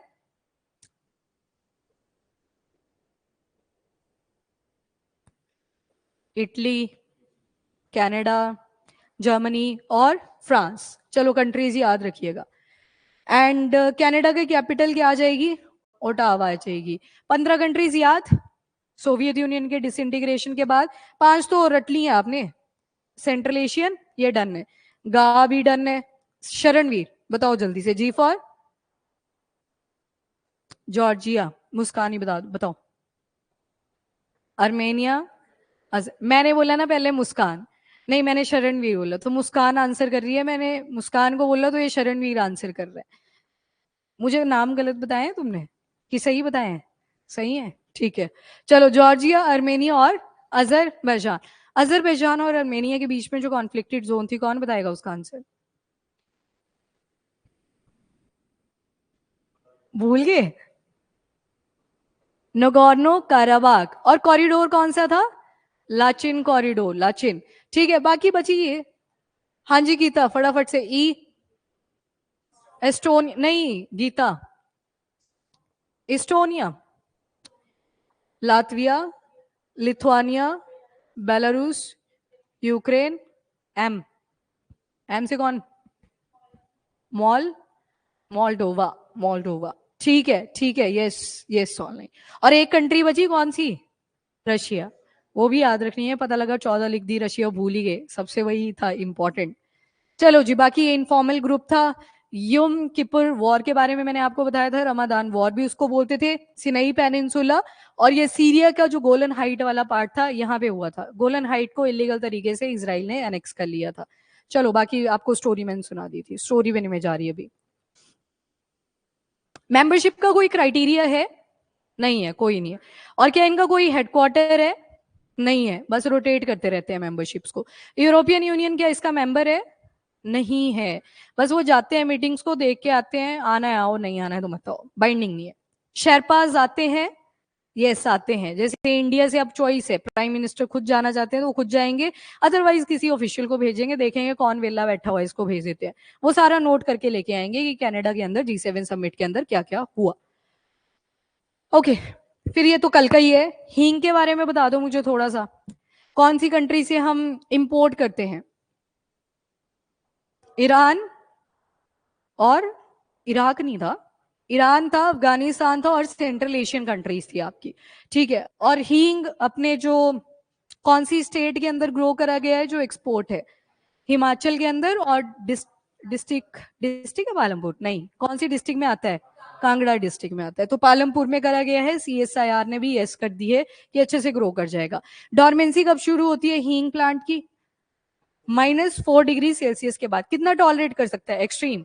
40 डिग्री सेल्सियस। चंडीगढ़ में उग जाएगा? नहीं करेगा, अभी हीट वेव चल रही है, बहुत गर्मी है।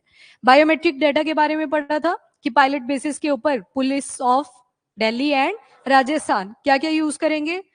फिंगरप्रिंट्स, रेटिना और आइरिस, इनका डाटा स्टोर करेंगे। फेशियल रिकॉग्निशन और DNA वाला जो है वो अभी पेंडिंग है, ठीक है। ये देखो ये लिखा हुआ है, कईयों को डाउट हो गया, ये देखो DNA collection yet to be done, और आगे आर्टिकल में लिखा हुआ था फेशियल वाली भी करनी है। इसी के साथ माणा नीति लिपू मांगशाधुरक इन दो के बीच में है, नीति और लिपू के बीच में, ठीक है। ये उत्तराखंड से एसोसिएटेड पासेस थे, ठीक है जी, ठीक है, गुड। हाँ ठीक है, बाकी फिंगरप्रिंट्स के ऊपर डिफरेंट पैटर्न्स बने होते हैं जो कि काफी यूनिक होते हैं, कुछ एक्सेप्शनल केसेस भी हैं। एंड नाफिस पढ़ा था आपने, national automated fingerprint identification system, store house है डाटा का फिंगरप्रिंट से रिलेटेड। और किसके फिंगरप्रिंट को रखा जा रहा है? अक्यूज्ड क्रिमिनल्स का। चलो ठीक है, छोटा सा आर्टिकल था ये भी। बाकी आपने Ayushman Bharat health insurance scheme के बारे में पढ़ा था, कौन सी ईयर में आई थी? 18 में। यूनिवर्सल हेल्थ कवरेज इसमें देनी थी। सेकेंडरी और टर्शरी केयर वाले जो लोग हैं उन्हीं को इन्वॉल्व किया गया था। आउट पेशेंट और इन पेशेंट में से कौन आएंगे? इन पेशेंट। आउट पेशेंट तो वो होते हैं जो गए और आए, ठीक है, वो वाले नहीं इसमें इंक्लूडेड। उनके लिए क्या बने हैं? मंदिर बने हुए हैं, आयुष्मान आरोग्य मंदिर बने हुए हैं, ऐसे डिस्पेंसरी की तरह वो दिखते हैं। बाकी ये आपको डिफरेंस क्लियर था। Keeladi excavation location Sivaganga district of Tamil Nadu. River Vaigai river, south east of कौन सी लोकेशन थी ऊपर? मदुरई। और कौन सी एज को रिप्रेजेंट करता है? संगम एज। पॉटशर्ड यहाँ पे मिले जिसके ऊपर किस लैंग्वेज में लिखा हुआ था? ब्रह्मी स्क्रिप्ट तमिल फॉर्म में, ठीक है। किलादी एक्सकवेशन। इससे पहले यहाँ पे टेराकोटा की पाइप्स भी मिल रखी थी, पाइप्स प्रॉपर, जैसे अभी PVC यूज करते हैं उस टाइम पे क्ले को बेक करके जो पाइप्स बनी होती थी। चलो ठीक है, याद है आपको। पॉटशर्ड लगभग 120 मिले हैं, तो लिटरेरी इंसाइट देता है कि पढ़े लिखे लोग बहुत ज्यादा थे उस टाइम पे। और भी बहुत सारे आर्टिफैक्ट्स हैं, वो आपने देख लिए थे। यूनाइटेड नेशन पॉपुलेशन फंड को लेके आया था, रियल फर्टिलिटी क्राइसिस नाम से इनकी रिपोर्ट आती है, जिसमें ये बोलते हैं कि 30% ऐसे हैं जिनकी अनफुलफिल्ड डिजायर हैं बच्चों को लेके। तो UNFPA भी इसको बोलते हैं, 1987 में नाम बदल दिया था, पर आज भी UNFPA ब्रैकेट में लिखा होता है। 1968 में ये क्रिएट हुआ था। और वॉलंटरी कंट्रीब्यूशन भी है या गवर्नमेंट हेल्प करती है? वॉलंटरी है, NGOs आप अगर डोनेशन करना चाहते हो कर सकते हो। एंड नेक्स्ट हींग को लेके था, ऐसा फिटिडा जिसको बोलते हैं, और जो ग्रो करने वाली स्पीशी होती है फेरुला ऐसा फिटिडा। हमें ये खरीदनी पड़ रही थी पर पालमपुर में यस मिल चुकी है कि अब इसको ग्रो किया जा सकता है। बाकी सॉइल कैसी चाहिए होती है? क्लेई, लोमी या सैंडी? सैंडी चाहिए होती है, मॉइस्चर रिटेन ना करे। हाँ ये साइंटिफिक नेम है, फेरुला ऐसा फिटिडा। बाकी हिमालयन रेंजेस में जैसे चंबा और हिमाचल प्रदेश में आप देखोगे तो फेरुला जस्केनिया, जैक याद रख लेना, लग जाएगा पता, ये वैरायटी भी है। और कश्मीर वाली साइड, लद्दाख वाली साइड जाओगे तो फेरुला नेटडेक्स भी है। चलो दैट्स ऑल। लो हो गया आपका 12 तक का। कितना टाइम लगा अपने को? 2 घंटे, मतलब 2 घंटे चाहिए होते हैं रिवीजन के लिए। अब आप तसल्ली से जा सकते हैं। कल जिन्होंने पढ़ा था उन्होंने फटाफट आज आंसर भी करे, और जिन्होंने नहीं पढ़ा था उनका रिवाइज हो चुका है, तो एक रीडिंग जाके जरूर करें, फिर सो जाना आराम से, पूरा दिन पढ़ा है।